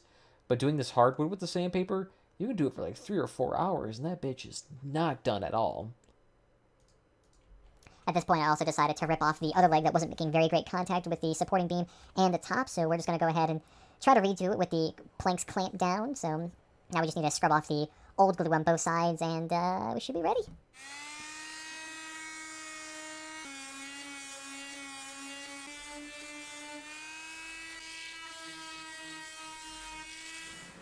It's much cleaner now. That's useful. Let's see, how loud was that? Yeah, we can bump up this section. I can't bump up the gain of this individual track. Let's see.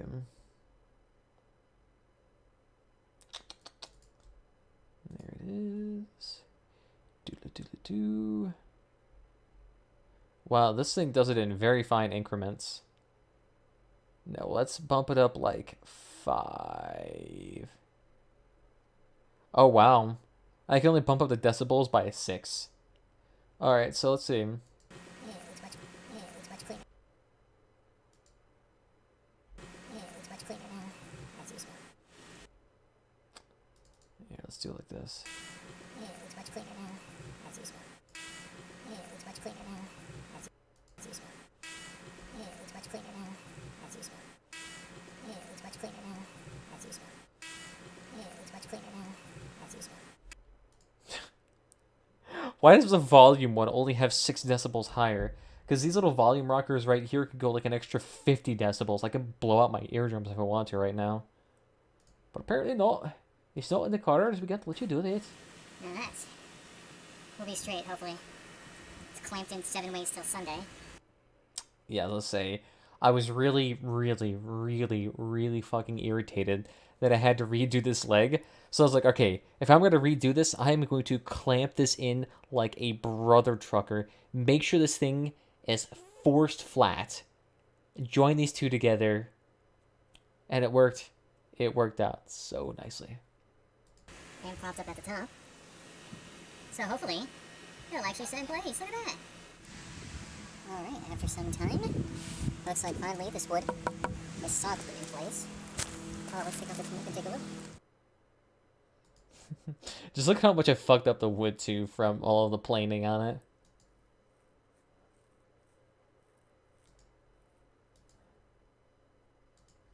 And as you can see here, the leg itself is now actually making fairly decent contact with the tabletop, despite the little bit of warping present there, which, you know, can be managed with a bit of extra wood glue and caulk. So hopefully at this point, this thing will stay in place. And as you can also see, I did sand and polish the surface of that leg a little bit, which did help out. And now we're going to need to do the exact same thing with the other leg on the other side. So, that'll be a hot second.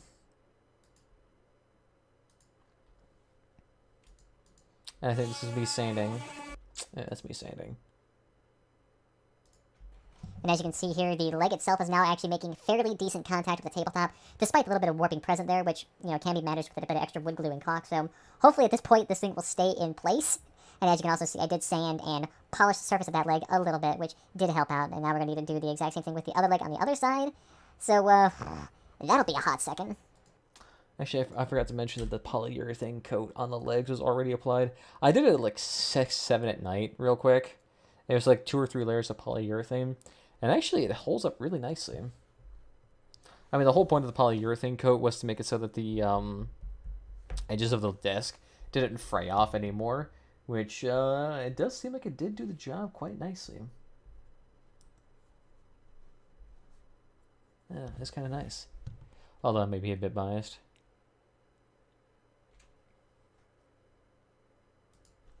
So at this point, the leg itself was actually making fairly decent contact with the tabletop and with the supporting beam, and I think I was able to actually get the third screw in as well.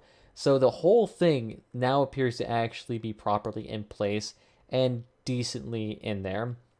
I also finished in planing the surface a little bit with some sanding and a planer. So hopefully now I can start doing that on the other leg to its final shape. And we also added some polyurethane coat to the sides of it so the bark and the live edge can actually be preserved for the years to come. It's probably a bit verbose, but it works. There's up there inevitable. So at this point, the leg itself was actually making fairly decent contact with the tabletop and with the supporting beam, and I think I was able to actually get the third screw in as well. So the whole thing now appears to actually be properly in place and decently in there. I also finished in planing the surface a little bit with some sanding and a planer. So hopefully now I can start doing that on the other leg to its final shape. And we also added some polyurethane coat to the sides of it so the bark and the live edge can actually be preserved for the years to come. Yeah, let's say. After a while, I just kind of said fuck it with the hand planer because while the hand planer did make the surface pop out more, and it definitely enhanced the color more than the sander, and it was faster than the sander, the hand planer itself, I mean, it didn't do... It left a lot of fucking holes on the desk. But that was probably also because the wood itself was not flat. So it was probably just catching like the very small differences in the top of it. If I only had like one of those giant planing machines where you could literally just feed the wood through and it planes it to a set length. Ah, that would be amazing.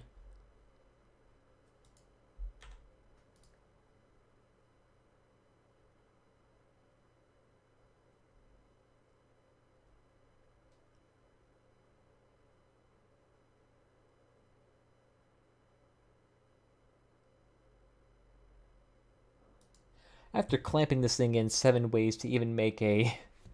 Fuck, I gotta stop laughing. What was I gonna say? So, after clamping this thing in 7 ways to even make a BDSM fanatic blush. I gotta say it in like one contiguous piece there because I can't like fuck it up halfway through because that kind of makes the joke seem a little bit cringy.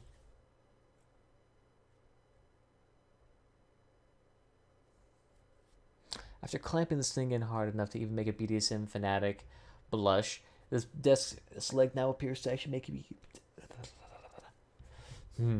So many ways I could approach this. The leg itself is now actually making decent contact with the tabletop here, and actually doesn't move very much.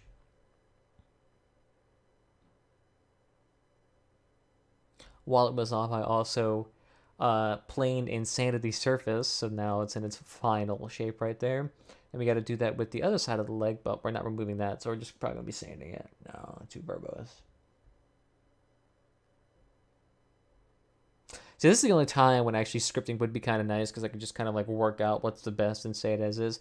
But at the exact same time, reading off a script, not as terribly easy, but at the same time also, I just sound so fucking deadpan when I had like prepared statements like that. If I don't have like free flow of thought, I become so fucking deadpan, even more than I am now. Like presentations or speeches or anything like that I have planned out. Oh, it's bad. Big complaint all the time I used to get. Thank God I'm not public speaking.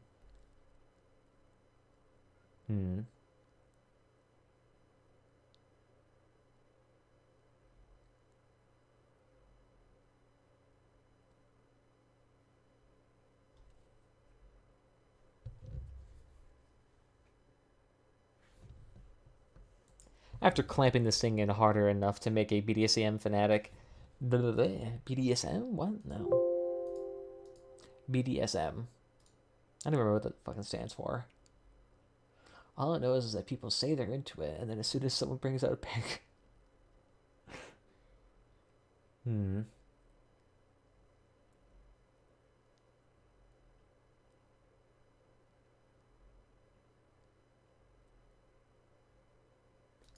After clamping this thing in hard enough to make even a BDSM fanatic blush, the leg itself does appear to be making good contact with the tabletop and the supporting beam, which is great. We also had the surface of it planed and sanded, so it's hopefully in its final configuration.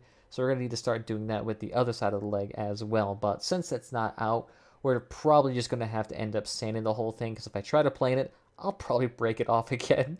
So let's not try that. The live edge was also polyurethane coated, so now that should be preserved for a long time. The live edge was also polyurethane coated. Here, we'll get rid of that. Sanding the whole thing, because if I try to plane it, I'll probably break it off again. So let's not try that.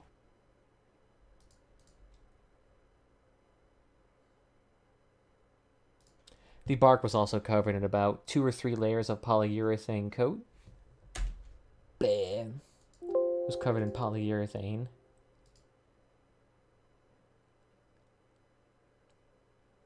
Giving it shiny but durable appearance.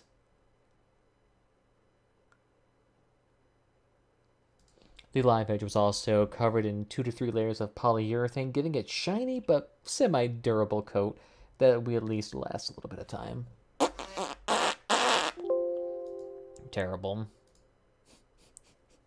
There's a reason why. Like, this is the unfun stuff to do. It's just constantly doing retakes. There have been some videos where I try to do it like all in one big go, where I kind of have like a variety of points I want to hit, and I just kind of generate sentences as I go along. And sometimes that works just fine when I have like a very concise thought pattern for something. But if something more loosey-goosey on, it can sometimes be a bit of a mess. It can sometimes be a bit of a mess. The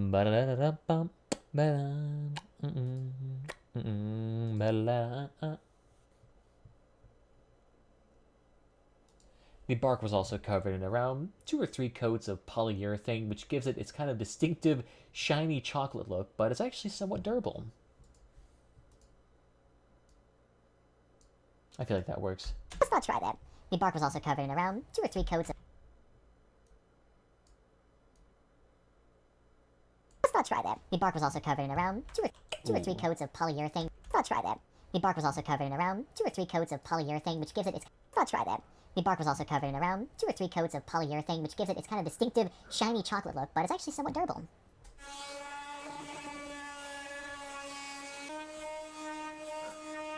You can see, like, literally the change in atmospheric conditions and lighting as time went on, because I've been sanding it for so long. That's why I didn't sand the other sides as much, because I could have sanded the other sides for another 2 to 3 hours each, But considering I'm barely ever going to see them, and they're not really the focal points, I really do not give a shit. This is kind of funny. You notice the camera shifting to the right, and it's just because the sander is literally shaking everything.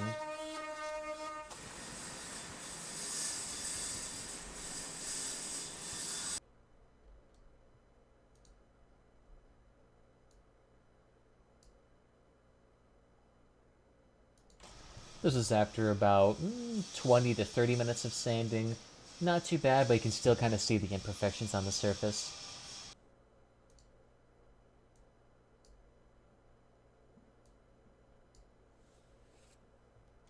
This is after about 20 to 30 minutes of sanding. Not too bad, but you can still kind of see the imperfections on the surface.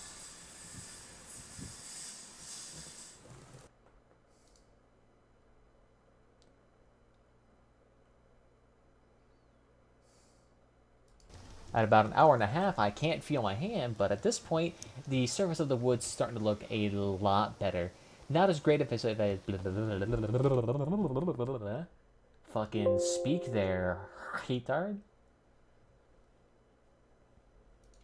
At about an hour and a half, and the surface of the wood is starting to look pretty dang nice, but I also can't really feel my hands, so I'm not quite sure who won in this situation.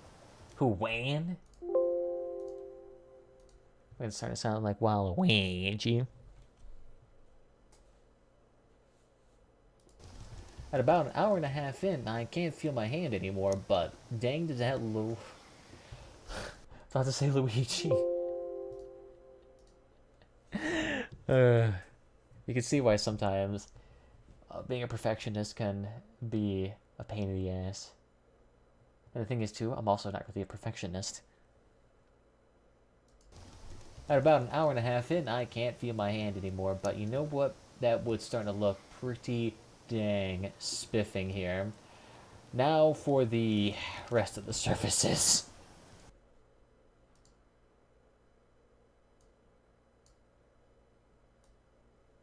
Because that was just for a 30-inch leg. I have two 50-inch desktops to smooth out as well. Do you want to take a guess as to how long that took? At about an hour and a half in, I can't feel my hand anymore, but you know what? That wood's starting to look pretty dang spiffing here. Now for the rest of the surfaces. Alright.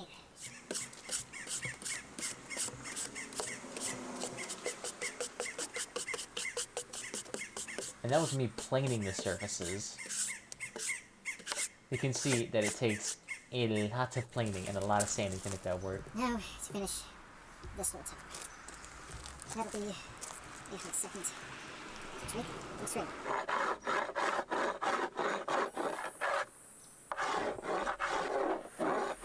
You can literally see, like, it gets darker as time goes on. We're fucking sanding this thing. Oh my god. It was so long.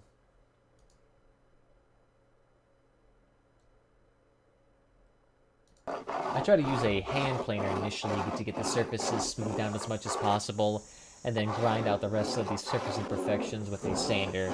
Still takes a long time.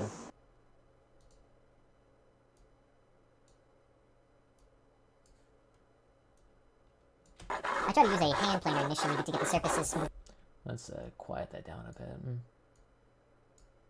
Just so you can actually hear me. I try to use a hand planer initially to get the surfaces smoothed down as much as... Ooh, a bit more. I try to use a hand planer initially to get the surfaces smoothed down as much as possible, and then grind out the rest of these surface imperfections with a sander. Still takes a long time. And about an hour and a half later, with more cleaning. It's looking nice. Just needs probably a little bit of sanding to cover up the ends. And then to clean the other one. It's only been like 3 hours. Holy fuck.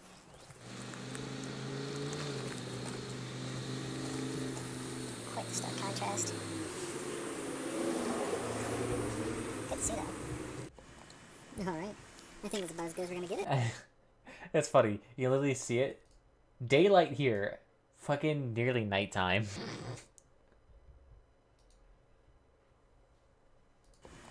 Alright. I think it's about as good as we're gonna get it. But I mean, considering that it's all nice and sandy now, I'll take it. I'll take it. So, just need to fill in that little crack there and make sure the legs are reinforced, let it dry for the night. We got ourselves a brand new desk. Hallelujah.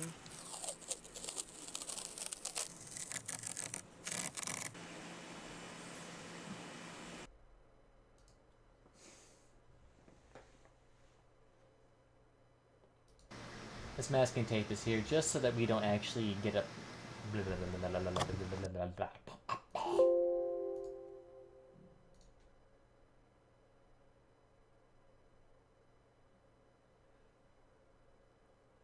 Oh, fuck, sorry, I'm yawning. I need to get better sleep. What's it doing here? So I want to say masking tape, just so I don't actually end up getting caulk everywhere.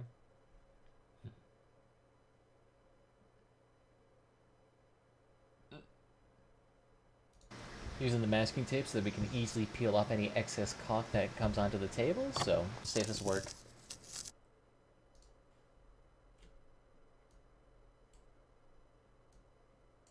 Using the masking tape so that we can easily peel off any excess caulk that comes onto the table, so safest work.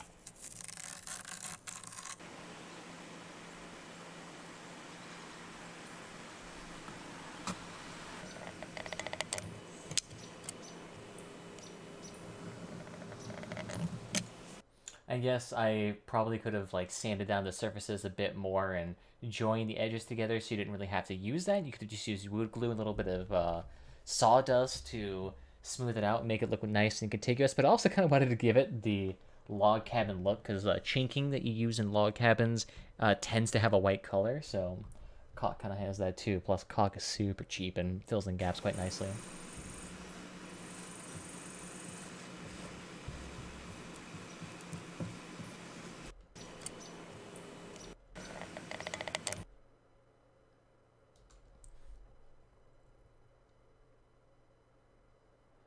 The reason we're using caulk instead of wood glue and sandpaper, not sandpaper, sawdust. I don't know why I kept thinking of sandpaper. You know what the thing is too? The desk actually chewed through like 2 or 3 things of sandpaper. I should have just gotten, like, I didn't even do like multiple passes of like super coarse down to medium grit down to low grit. It was more like, here's the coarsest fucking stuff, and this still was taking 3 to 4 hours. I was not going to polish over the surfaces with multiple layers of sanding. Fuck no. Maybe if I had softwood, but not with hardwood, man. Not with hardwood.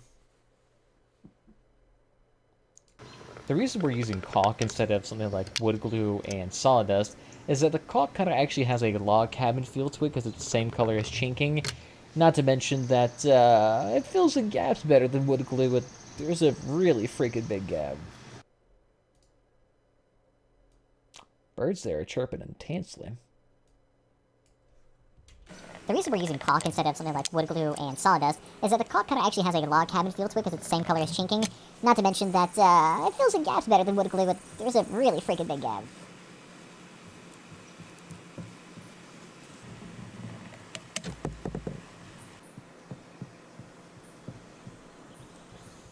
Now look at that beautiful disc. Beautifully inserted. Beautiful to me, at least. Now look at that beautiful disc. Beautifully inserted. And now, for the last of the paint. Probably should have vacuumed my floor before I put this in there and started filming, but yeah. Paint peels.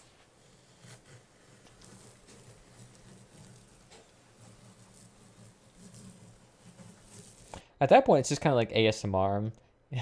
ASMR paint peeling. I feel like that actually has to be a thing. There is ASMR everything, so maybe we stumble upon a new thing. Oh, and it's also just like a really satisfying peel too, because it came off a nice one long giant piece there, and just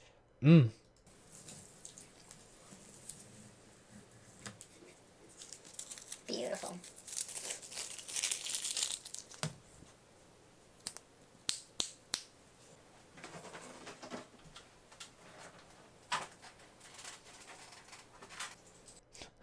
I will say the desk is not as wobbly as the first night. It actually did settle into its final shape a bit more.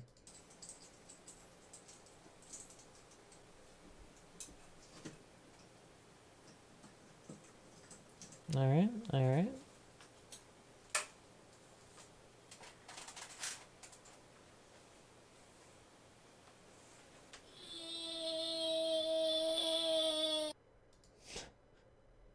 What a better way to end it off. Going in crisis mode. Mine was fucking huge in that shot. Jesus. Alright. I think that's good. At least for me.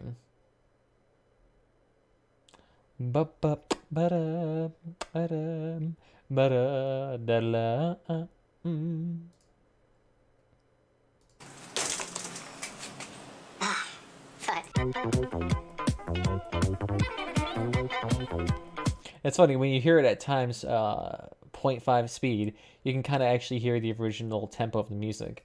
But if we go down to a 1, it's much slower. Like, completely different tonality. It goes from bass and groove to fucking upbeat squirrels having an intercourse inside a Chuck E. Cheese.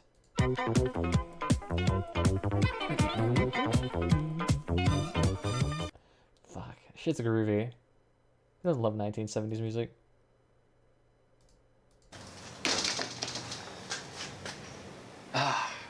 Fuck.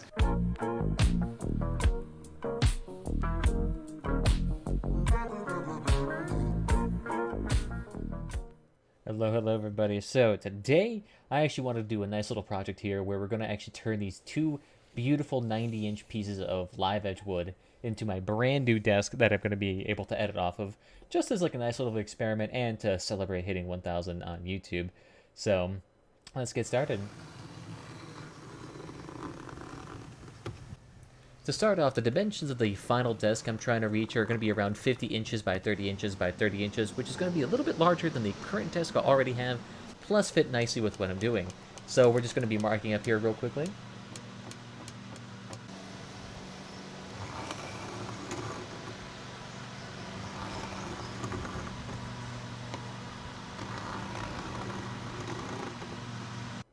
So the current plan is to kind of chop off two of the live edges here and join them together in a kind of a semi. I just kind of noticed that it is a bit chunky of a in between there. So let's put a small transition there, like so. So the current plan is to kind of chop off two of the live edges here and join them together in a kind of a semi-flat piece, probably use some screws to join together with a pocket hole jig. But we also extended the cut to 55 inches here due to the fact that the circular saw I'm using does kind of have a pronounced leading edge, so we are going to have to adjust for that a little bit in the dimensions we're going to be cutting off. But still, it's going to give us around 40 to 35-ish extra inches to use for legs, which is more than enough because we only wanted this desk to be about 30 inches high anyway. And as you can see, two of the live edges are already partially damaged, so cutting them off is not really going to be too much of a loss here. So eventually we're also going to try to preserve the rest of the live edge with polyurethane so that we can kind of keep it preserved. But overall, I think we actually have a semi-decent plan so far. Let's just get started with it. There's why I was actually making a rocker symbol there instead of just saying 1, 2, is because at that point I physically could not bend that pinky.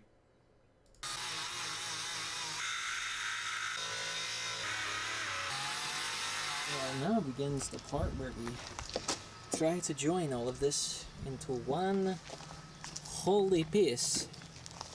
The thing is that we... Alright, I think we get the idea. I think it's overall decent voiceover. At least for my standards. so very standards there, aren't you? Alright, let me see if I can find the music. Ah, here we go. Where is that at? Local disc, video music, miscellaneous. Oh, that's right, I already have it in here.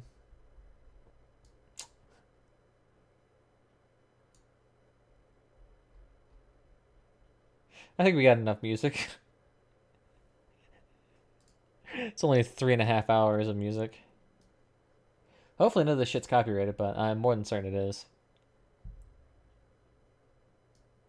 Oh wow, it's really loud too. Look at that. Well, how loud is that compared to everything else? Hello everybody. So today, yeah, it's pretty loud.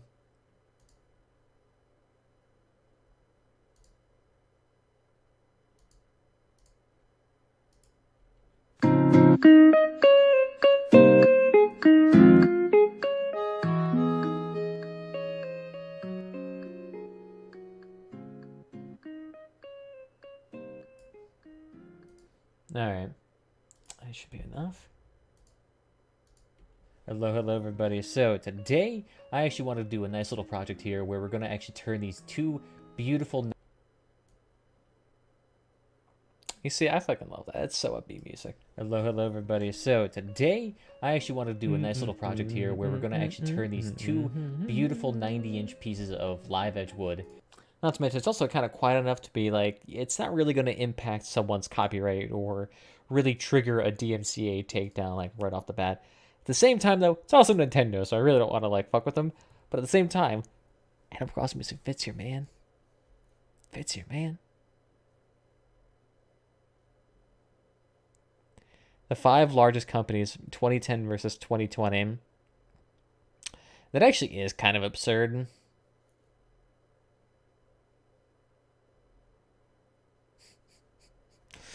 In 2010, like, the largest company being ExxonMobil with a total real estate of $343 billion. And in 10 years, the biggest one is Apple, who went from $270 billion-ish to $1,576 billion-ish, or $1.1,576 billion. How much of a percent change is that?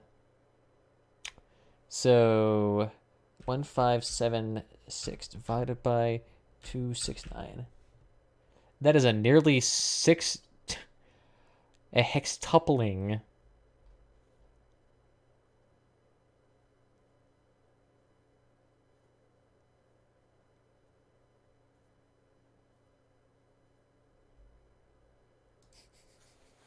That is absurd. That is so much increase. Alright. Let's just see if this audio is decent all the way through. Into one holy piece.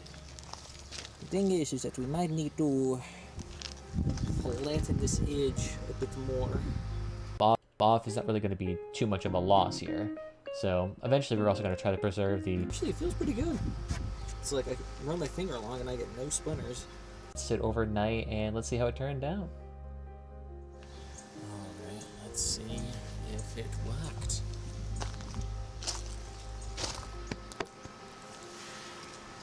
I can get it. This side of the wood too helps out a lot. Time to put this total to 5, hopefully. It looks like now we just need to get the screws in, hopefully. We're just gonna have to get some big old pieces of wood and just nail it right to there. As I just destroy the microphone. What software are you using to edit right now? I'm currently using Vegas Pro 14. I got it from, I want to say I got it off a Humble Bundle for like $14-ish, but if you try to buy it right now off Steam, that shit's like $400-ish. So expensive. I'd wait for this thing to go on sale. It usually goes on sale for pretty cheap though. Or screw it in, I suppose. And hopefully that'll keep it in nice and secure, yes? Just tightening the screws down a bit so that the pieces of wood are a bit more snug before we go ahead and cut ourselves a couple of supporting beams here to make this thing a little bit less wobbly.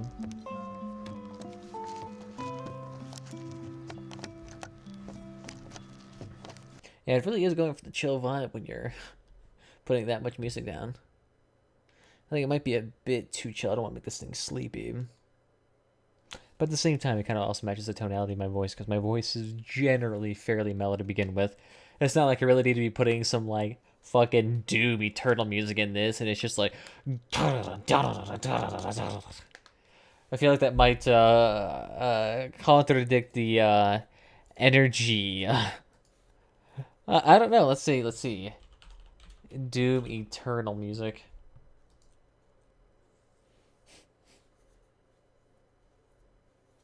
Let's see.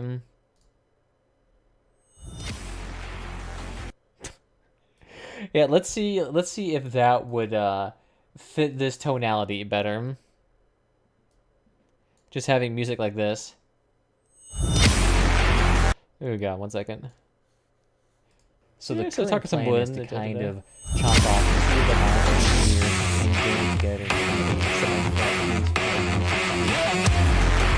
Alright, okay, I can't even hear my fucking self. But yeah, probably not the best idea to have that type of music in there. Might be a bit of an issue. Together with our pocket hole jig, but we also extended the cut to 55 inches here. Because if you can see. Oh no.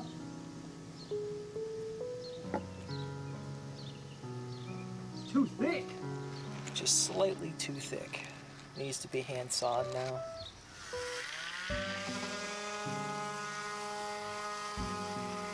Throw on the brother truck and legs and oh my god. Matter. I mean, that side's fine. Some wood glue to adhere the legs to the top of the desk as well as to the supporting beams. See a small one here.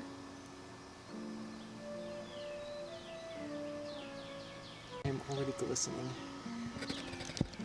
Disgusting. Disgusting.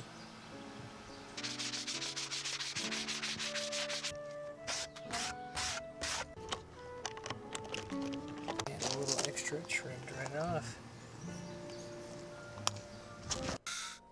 So now at this point, both edges have around 3 inches sawed off, giving us a... Yeah, it looks much cleaner now, as you smell. Now that's... I don't know, do you think the music is a bit too quiet? 'Cause the thing is, I don't want the music to be too loud and like overpower the audio and the background and be distracting. So I gotta go, but I love the content. Hey, thank you, John 19. And thank you for stopping by. It was very nice of you. I'll see you next time, my dude. Take care. We'll be straight, hopefully. It's clamped in 7 ways till Sunday. And propped up at the top. So hopefully, it'll actually set in place. Look at that. Alright, after some time, looks like finally this wood is solidly in place. Like as well, but since it's not out, at about an hour and a half in, I can't feel my hand anymore. But you know what? That wood's starting to look pretty dang spiffing here. Now,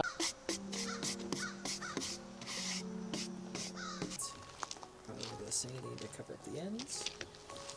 And then to clean the other one. It's only been like 3 hours. Holy fuck.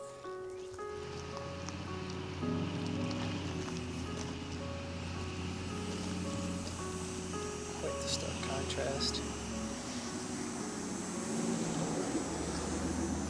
honestly, the fucking cicadas are so fucking loud.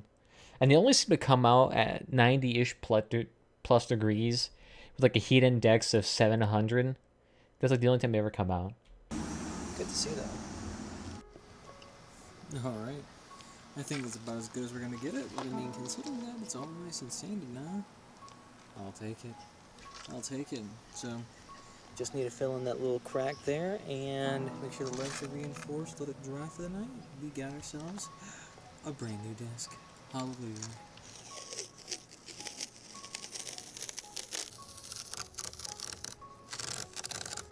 Using the masking tape so that we can easily peel off any excess caulk that comes onto the table, so safest work.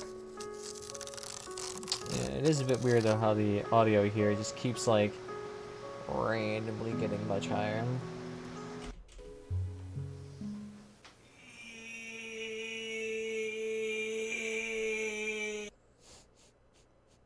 The pain. Doesn't even look like an eye, it looks like an asshole. It's so fucking low polygon, low resolution. It probably doesn't look as bad to you because it's a little bit smaller in your screen, but on mine, it's a bit larger and it a bit hard to see. Looks like an asshole. Hmm.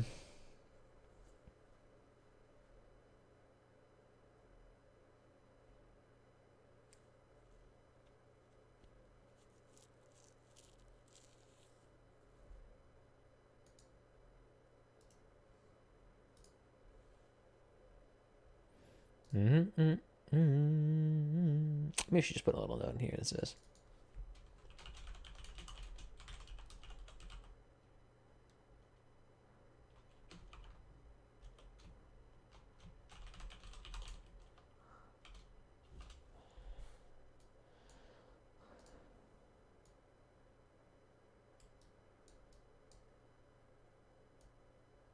Maybe a little small thing. It'd be kind of nice if we had like an auto auto feature like that.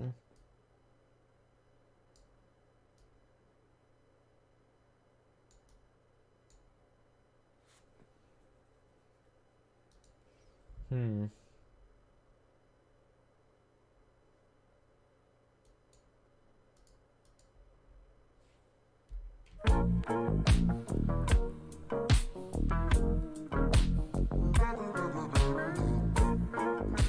Well, we could kind of do like a kind of a callback in a way.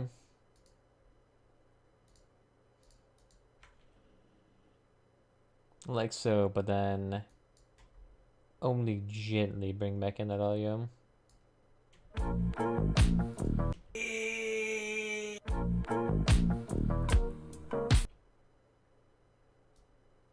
No, but actually, wait, what we could do.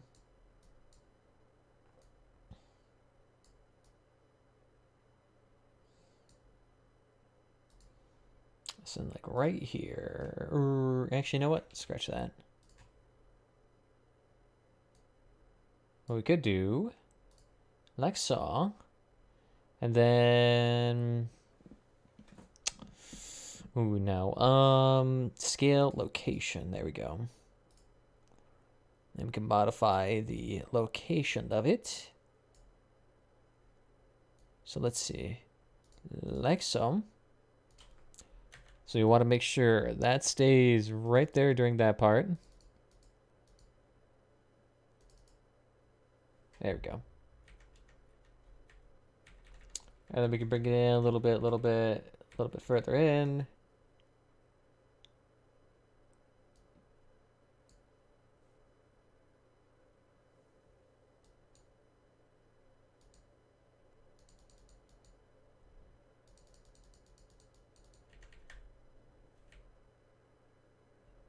Why does the text like not have anything beyond this?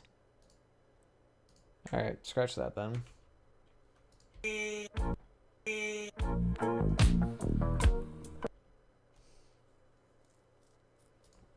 I guess we'll just do a traditional pan then. I guess for whatever reason it doesn't seem to be liking whatever the fuck is going on here. And then we could just enlarge.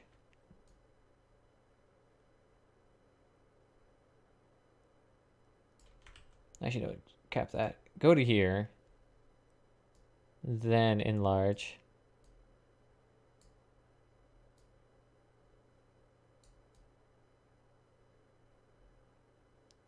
Like center it, like right there.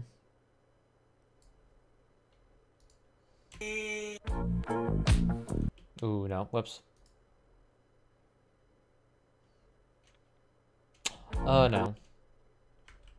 I guess I went about that the wrong way.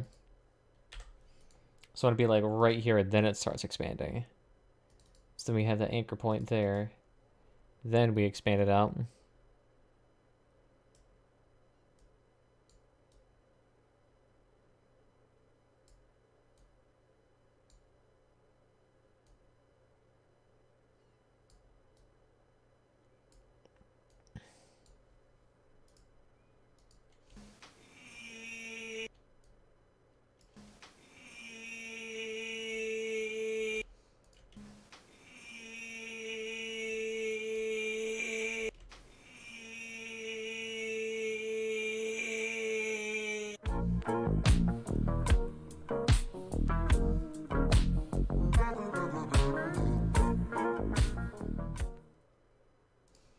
Yeah, there we go. That's better.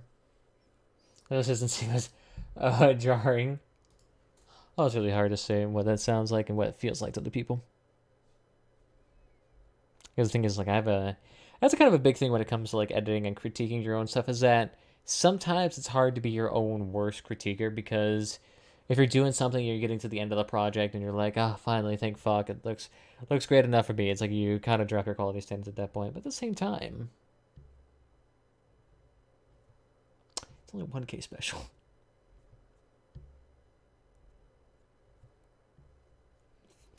I don't know. I think it's pretty good. They got the decent chunk of everything here done today. And I might as well delete all of that, because that's actually going to make the rendering take a lot fucking longer if I leave all of that in. Yeah, so if I leave a bunch of miscellaneous muted video tracks in, for whatever reason, it makes the editing or rendering take like 4 times longer.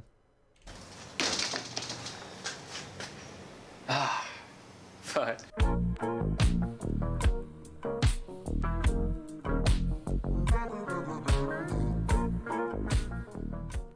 Hello everybody. So today I actually want to do a nice little project here where we're going to actually turn these 2 beautiful 90-inch pieces of live edge wood into my brand new desk that I'm going to be able to edit off of, just as like a nice little experiment and to celebrate hitting 1,000 on YouTube. So let's get started. To start off, the dimensions of the final desk. Alright. I think that works. I think that works. Not too shabby. I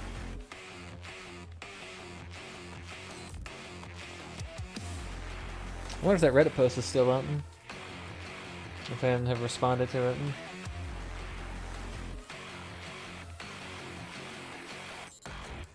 Well, let me see. Yeah, no, none of them responded to it. That makes sense though, because this post is probably dead as fuck now. Oh, really hard to say. Is the Reddit crossout still actually active? That's a lot of pictures. Yeah, there actually is a lot of stuff posted still. Like 1, 2, 3, 4, 5, 6, 7, 8, 9, 10, 11, 12, 13, 14, 15, 16. 16-ish posts. Not the worst, but not too shabby. Now, so Crossout's one's the most active game. I'm actually curious, what is the Steam charts for this game? Crossout.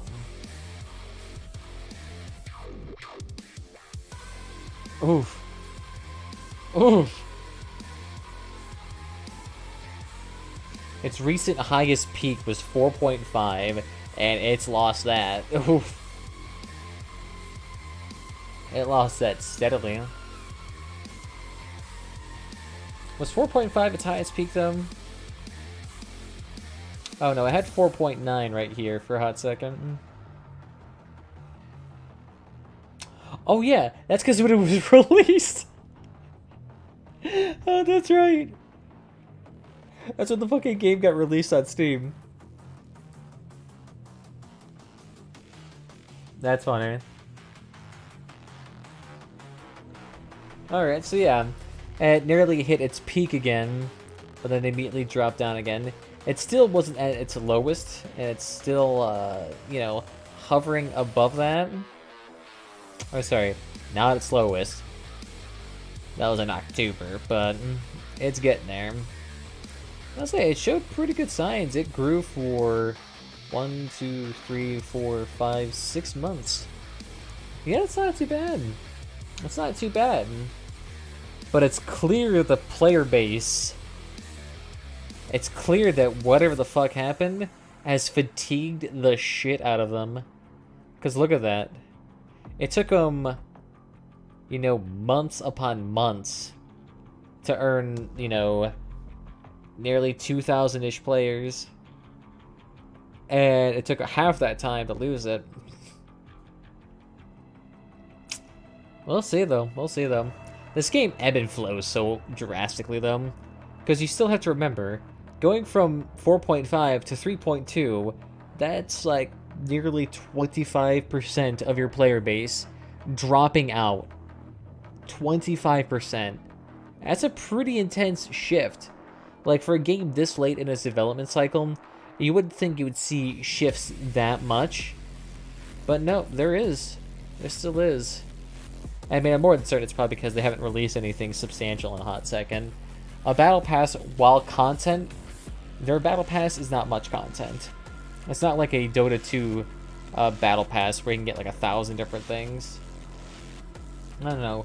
What do they even have here?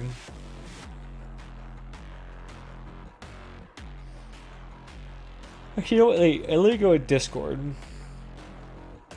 Maybe they have something there. There's any patch notes here that I can read. Survey results. Ooh. Rebuild. Clan battle with Leviathans. Oh god, when was the last time they released the content? At least post-it notes.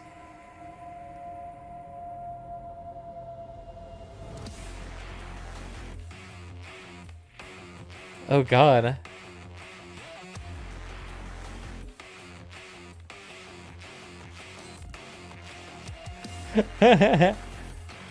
Wait.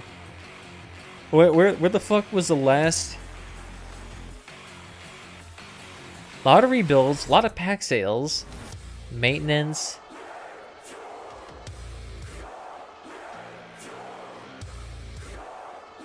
The last patch about an update was the 7th of July. So it's been a hot second. And even again, this was all bug fixes. Where the fuck even is that? Here we go. Ever since July 2nd. And all it did here was re-release the Steel Championship, which I'm more than certain hasn't been changed other than the rewards. Which, yeah, those rewards look bland. Third time pack. Is that it? Oh, yeah, okay, yeah, the Ravager's Foothold. Update to the terminal. Update to the garage. Of enemy drones and turrets. Missiles, mines, and porcupines. Ooh, okay, good. And barrier now gets points. Okay, good.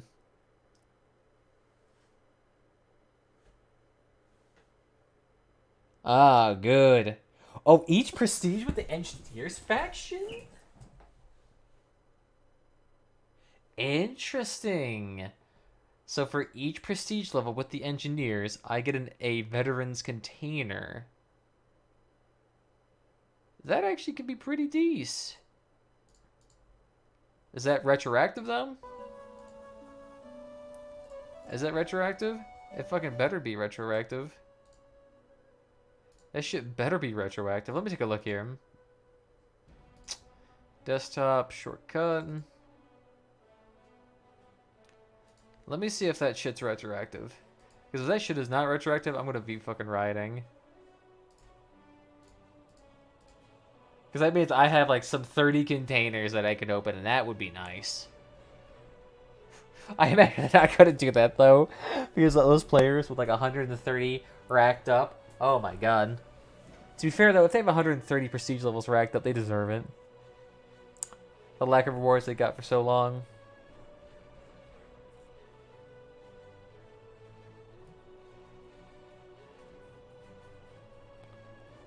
Alright, thank you, thank you. Yeah, so I have 43 prestige levels here. Is this a repeating item, or is this only once?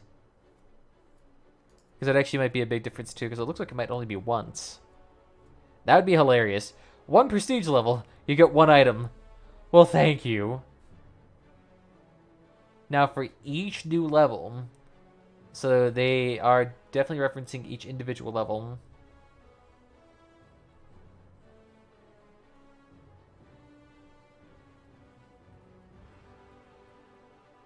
Oh, fuck you. Oh, fuck you. Oh, fuck you with a 9 iron. Really? Each one of my prestige levels prior does not get a reward? Oh my god. I want to kick you in the dick so hard. Really now? Really? Really? Really? Really? Hey, we're gonna reward you prestige levels. Except for everyone else who already has a fuck done. Ah.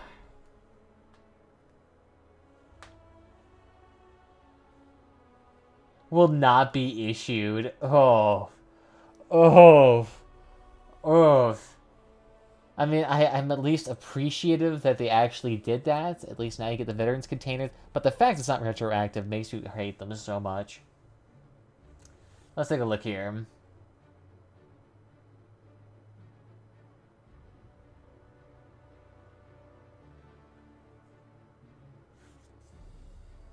Okay.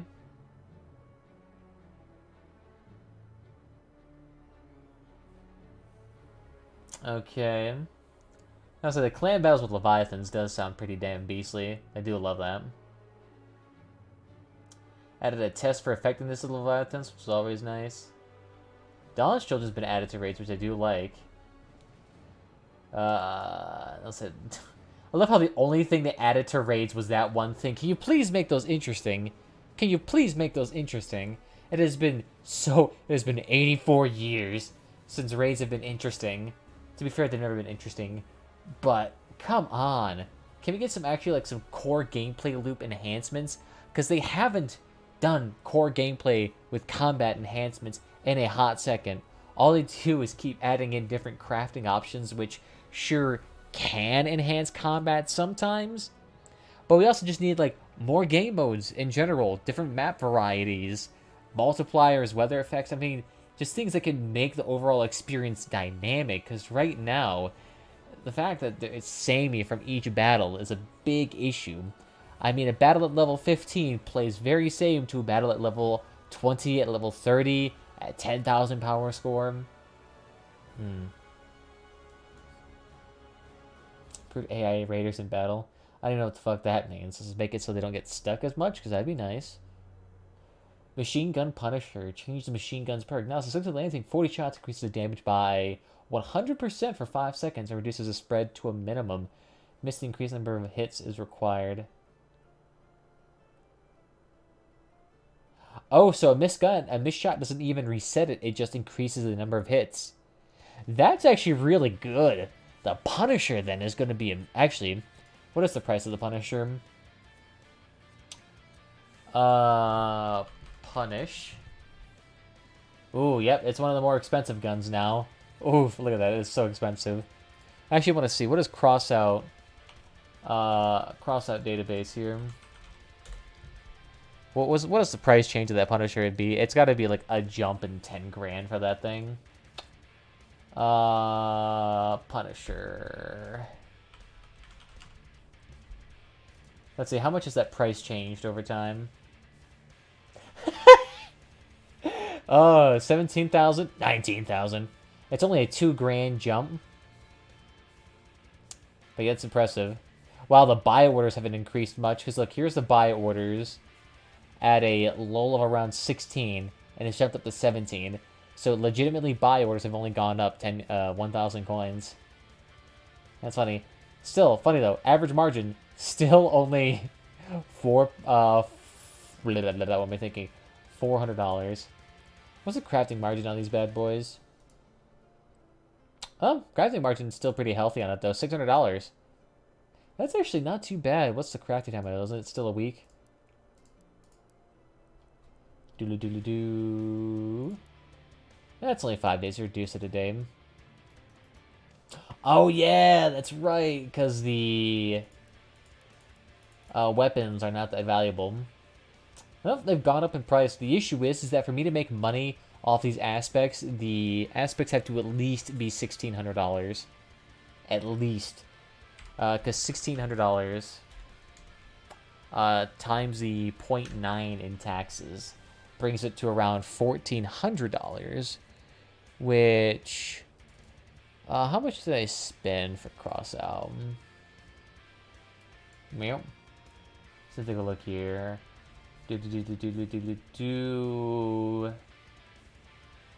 Fortunes here. Yeah, so you bought some at 1,400, and at 1,400, 1,400, 1,400, yeah. So on average, I probably spent around 1,430 for all of them. It sucks though, because they drop down to like 1,200 sometimes. So 1,430 is what I need to at least break even. So at 1,600, I break even. If I go up to 1,700, I make a bit of profit. Yeah. Fuck, the issue is I think the general trend for everything is that the market has kind of deflated the value of all of this stuff.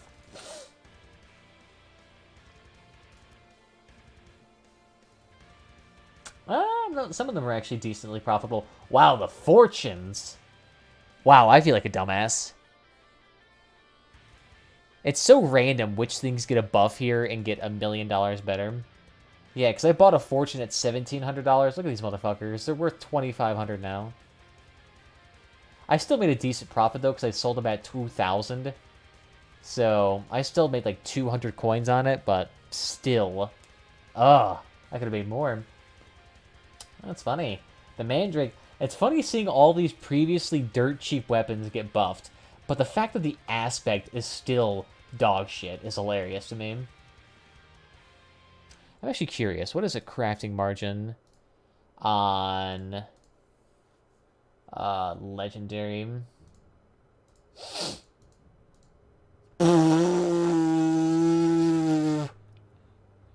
Wow. That's sad. The crafting margin to everything is shit. Jesus. Yeah, Punisher is legitimately the only thing worth crafting. Wow. Yeah, the recent changes they implemented to the crafting system have really fucked with the market. Wow. Because it used to be that you could craft a legendary for some 100-ish coins of profit, and now legitimately none of them are profitable, except for the Nidhogg, which... What? Wow. Wow, the market got fucked. That's sad. That's sad. At least you can make your money off these greens. Yeah, because it looks like pretty much all the greens are worth it. Yeah, at least the greens are worth it.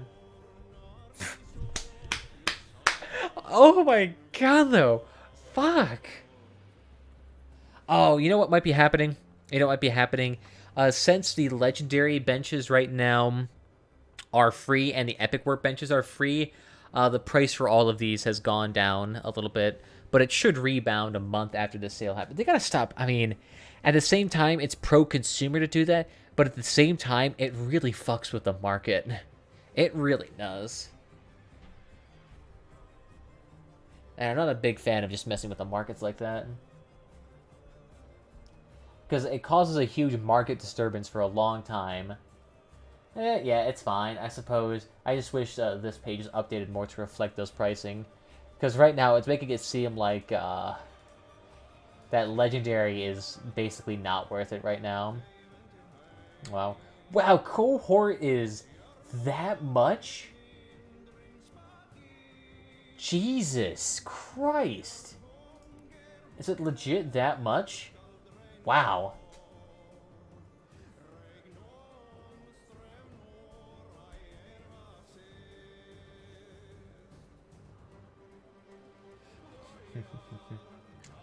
I mean, 30% damage resistance can be useful. What does a Nova one do again? Creates a protective field in front, absorbing any damage from fast-moving objects and energy streams for 3 seconds. Cooldown 20 seconds, and the field destroys 6 seconds. Yeah, that could be good, because you could use that on any sort of, like, build. Like, if you're facing a Scorpion or a Typhoon build, and you see their cannon shots coming, and you just immediately deploy that, that could be a good way to just be like, fuck yeah. Yeah, that could be good for peaking builds. When activated, the player and 3 closest allies are invisible on the radar and become immune to the effects of Oculus and Verify for 11 seconds. Cooldown 20 seconds. Yeah, that could be good for any sort of dog team. Which, god, that would suck. Whew! Spiders!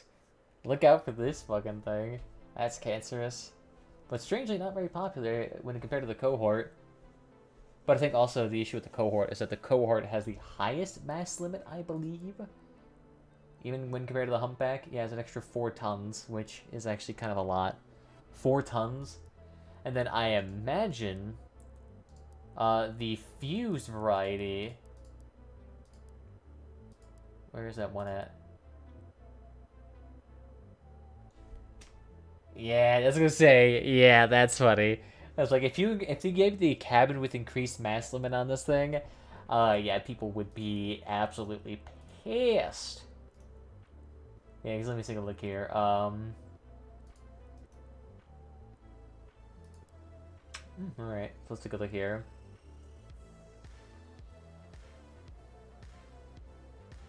Yeah, 10% weight limit. So yeah, if you got that, that's an extra 2,400 pounds, kilograms to that. Bringing it up to an extra 6,400 over the base humpback, which is amazing. Oh, wow. That's impressive. That's impressive. Oh. I can see why that thing is basically going to be mandatory for Clan Wars if you're doing any sort of tanking build. Or that Nova too. That Nova is actually strangely good. Like if you had a spiker or a hover peaking build, like that, that's gonna be good. That's gonna be good. Depending, actually, let me take a look here. What is the? Where is it? Do they have any here for me to show? No, they don't. Okay. So Nova. I fucking hate how they make these cabins legendary too. Yeah, of course I just select these on generic builds.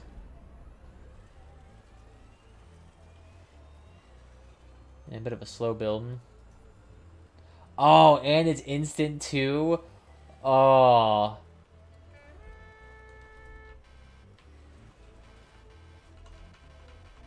That's kind of a shitty horde, to be honest. I guess that kind of makes sense. Boop. Okay, okay.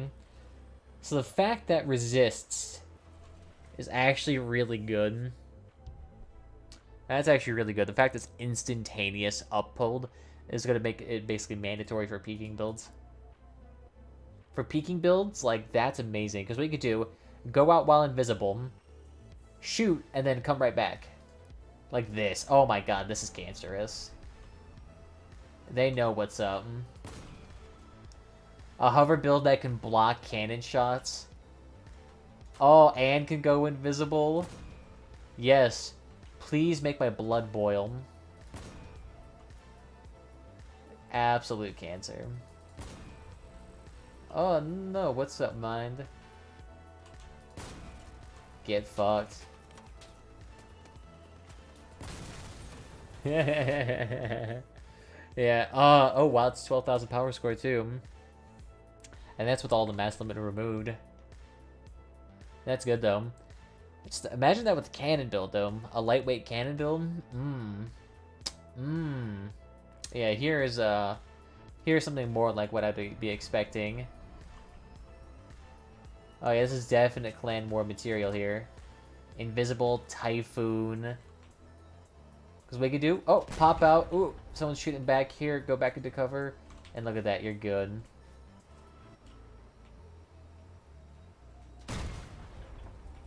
That's pretty solid.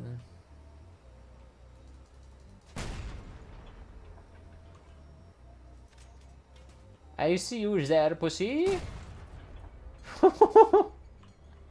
Fucking knocked him over. Oh god. Yeah, honestly, I'm not terribly good at hover, so I don't aim very much. It is pretty good, though. Yeah, say that. Imagine that in Clan Wars. I would want to beat my head in so hard. Ugh. Oh. Let's say, though, peaking builds with that. Peaking builds with that. Amazing. And if you could throw in a cheetah engine on that or a hot rod to help reduce the cooldown that ever so slightly. Ooh. Ooh. Actually, wait. Let me see. What is the fused version of that? Okay, sir. You heard a little bit. Where is it at? So reduction in mass, always helpful. an extra bit of power too. Okay, great. So, nothing too bad. Oh, modules Aegis Prime lasts 75% shorter on this. Oh, they knew what was gonna happen with some troll builds. But even with that Aegis Prime and that thing on, like, triple Helioses... Oh, son, that is good. That is good. But you probably want to use Omnibox instead and Aegis Prime. Because that way you can actually get faster firing and reloading. Which is always going to be more helpful. Plus you'd actually be lighter too, I'm pretty sure. Which is always going to help too. So, yeah, not too bad. And of course, the light one has an obvious use case that I don't really care too much for. Especially considering that I detest dog builds to the utmost degree. Although, to be fair, I do an unconventional, you know, wiggly biggly fucking caucus build here. Just making sure the controls are all set properly. Yeah. Still got pretty decent turning. Makes sense, though, because they haven't fucked with any of the mass limits recently, so this thing should still be good. I mean, I pretty much got all the Founders parts that I want, so I'm not going to be too salty and purchase those Founders parts. Yeah, so there's no way in hell I'm purchasing those Founders parts. Oh, wait, no, though? I should definitely be purchasing plastic, though. Where's that at? I definitely got to be selling this shit. So let me take a look here. Badge exchange. Is plastic still absurdly high? 31.39. Okay, let me take a look at the drive again.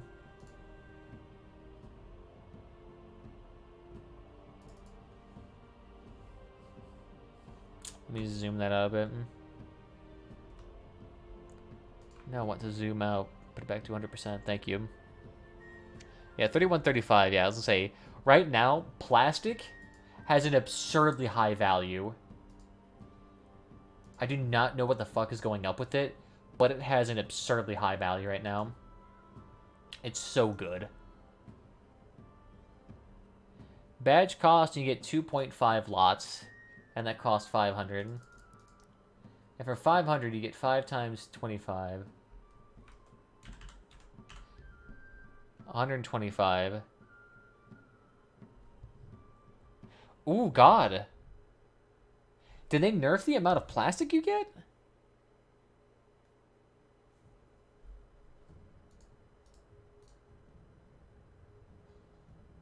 Divide E5 by D5.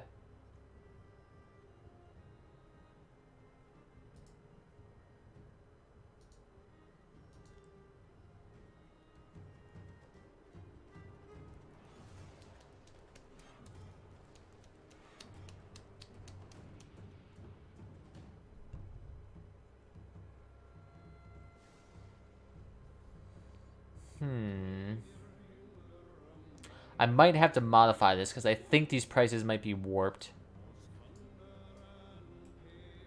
Valia. Because I think this might be warped. So selling price is 335, and that's for 100 plastic. And to purchase 100 plastic costs me 4 of those. So that's 400 badges.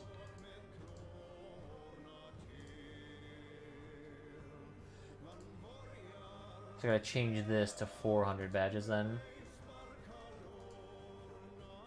Well, even in that case, it gets better for it.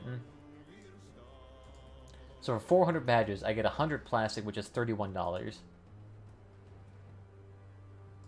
And that's this much. So that's actually looking even better for plastic now. Is that true for all of it, though? Scrap, 100.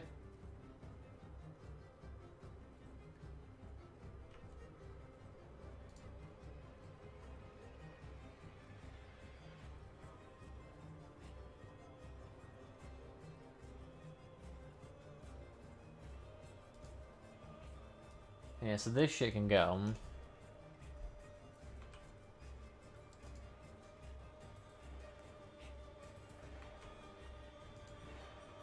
Oh, this is multiplied before.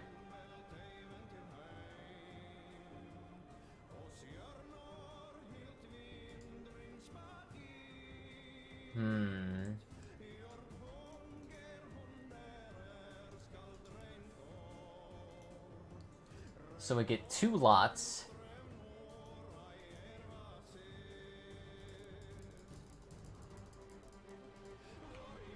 Okay. So number of lots, I get 2 100 lots. Selling price at 400, badge cost is 120.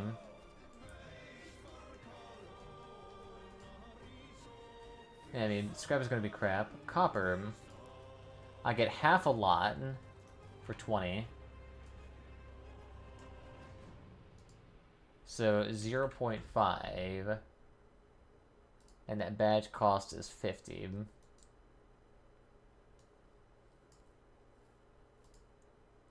Okay. So then I get a fourth of a lot for wires. So would that be 0.25 lots? And that's for 40. And the cost of a lot is $7. Yeah, so that's alright. So plastic. So for plastic, same thing. I get a fourth of a lot. I get a fourth of a lot for 100. Oof. Yep, that makes more sense.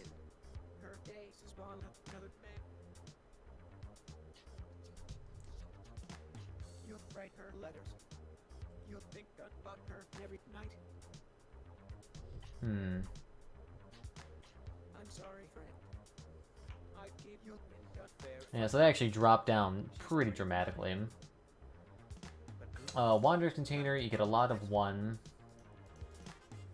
44.9. I didn't really change much in price. How much is that? Still 600, so that's fine.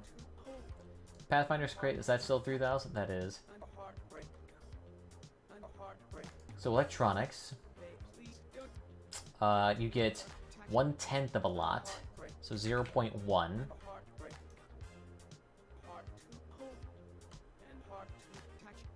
So we'll just say you get 1 then. Get 1 lot of 10. At 4.25. And that cost 70. 70. Oof. It's actually, the profitability of badges has actually gone down. It looks like across the board.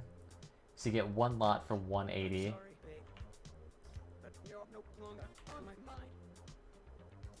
So actually get 10 lots here, because this is 10 of 100, or 10 of 10.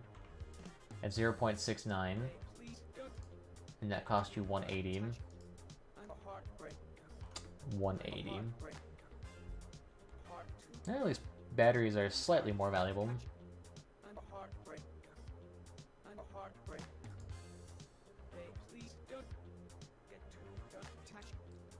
Okay.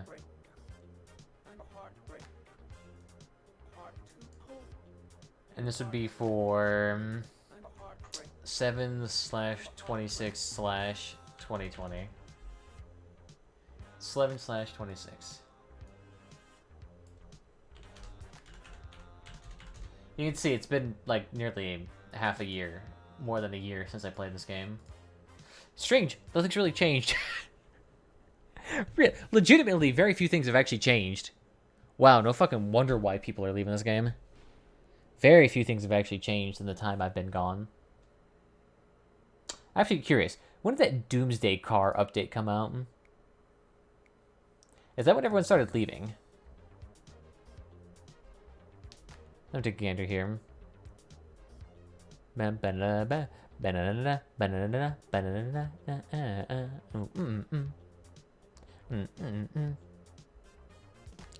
me see. I'm just trying to figure out where did that update come in. And I want to cross-reference that with the release of patches.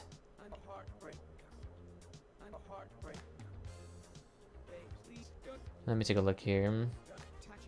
It must have come out a long time ago. Okay, so this came out June 4th. Whoa. Oh, no. No, no, no, no, no. That would be hilarious. When fucking June came around, it still lost 400 players. It still lost 10, nearly 11% of its player base. Oh. Oh, fuck. And that was at the beginning of June, too, so they had the rest of June to try to make those...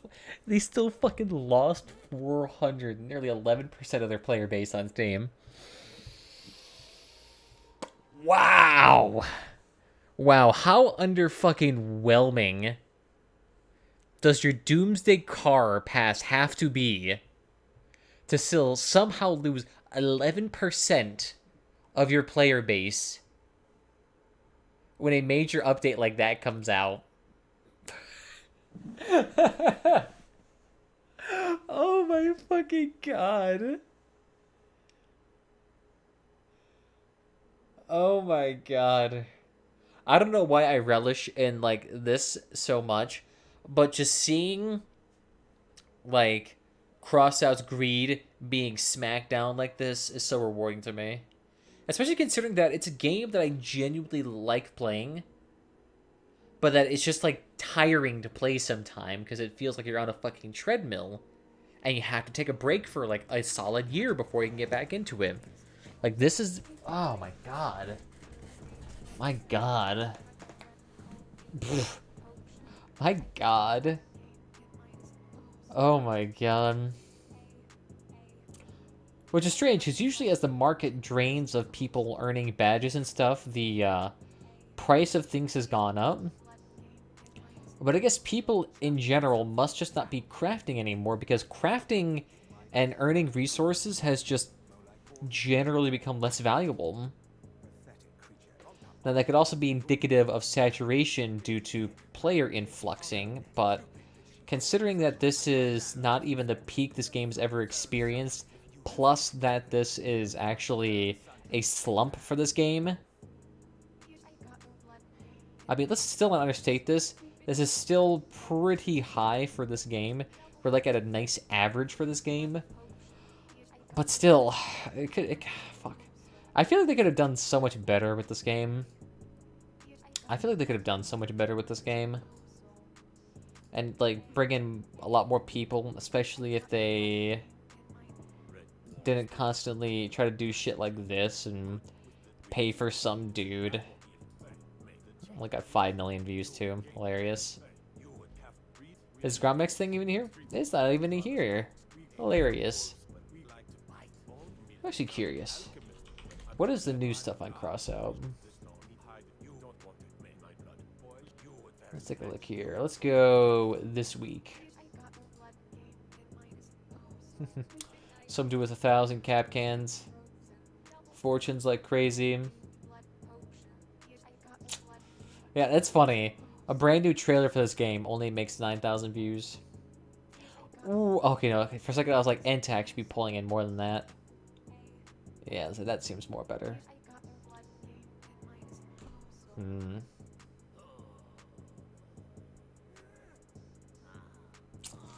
Yeah, no, this game's still pretty dang tiny. Still pretty dang tiny. I'm actually curious. Does NTAC really only average, like, some...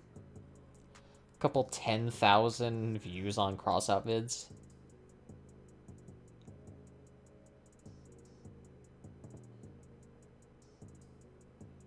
Yep, and ironically enough, that is... interesting. Yeah, 500,000 people. Yeah, for whatever reason, he only makes a couple thousand views on his non-crossout vids and about 10,000 on his crossout vids, which is strange. I mean, those are numbers that Tree Burgers can hit sometimes, and doesn't that dude only have like 40,000? No, 7,000. Okay, I was way overestimating. Literally 8. Wow. He's like a fraction of the size, but pulling in near the same viewer base. I guess intact. Is he an old channel with a bunch of dead accounts? Because that's what I'm assuming. Yep, okay, that explains it. He's an old channel with a bunch of dead accounts then. Yeah, that makes much more sense. I mean, still, though, this dude is probably still earning at least 30,000-40,000 a year if he's doing it well. Probably not that much, but you can definitely live off it. Interesting. Interesting. Yeah, the fact that a channel this large only pulling in that much sums up. Kind of reminds me of what was his name? Kutra. Yeah, Kutra used to be this channel with nearly 1 million subs, but he would only get like 10,000-ish views on his video. And for someone with nearly 1 million, like, that shouldn't happen. Of course, he's lost like 100,000 due to the channel literally being dead. But yeah. Interesting. Interesting shit. I'm curious as to how that happens. I mean, this game probably just isn't terribly watchable on YouTube. I mean, because I remember making a video kind of try to, like, play around with caucuses and, you know, generally have fun and be energetic. And that video did pretty poorly. Which is considering that's, like, the bread and butter of a lot of people. That's not good to hear. Actually, where is it? I'm trying to remember where it is.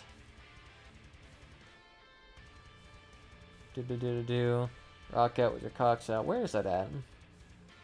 Oh, here it is. That was a decent high like ratio, decent chunk of views.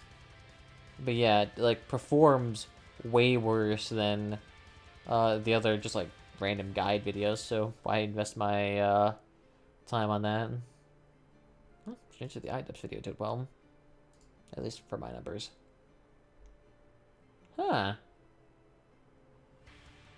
I'll see how that goes. But yeah. I wonder what Crossout has in the works to make the game more interesting. Because right now they're experiencing quite a significant contraction. I mean, losing nearly 25% of your player base is kind of a lot. I'm actually curious. Let me see. What does their Discord say? Does anyone know if there is anything significant planned for this game? Noticed it was going through contraction again.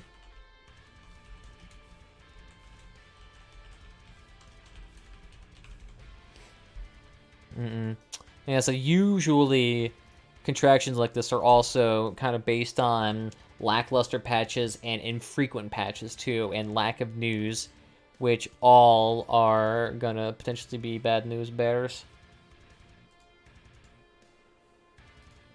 I don't know, we'll see. I'll try to see something on here. And someone's saying something. Actually, let me check the forums. I haven't checked the forums in a hot second. Cross out forums. Forums. Oh, let me see. Actually, I might need to log in real quick. And they're probably going to need an authorization code because it's been a hot second. Come on. Oh, 1 second, I'm getting a call.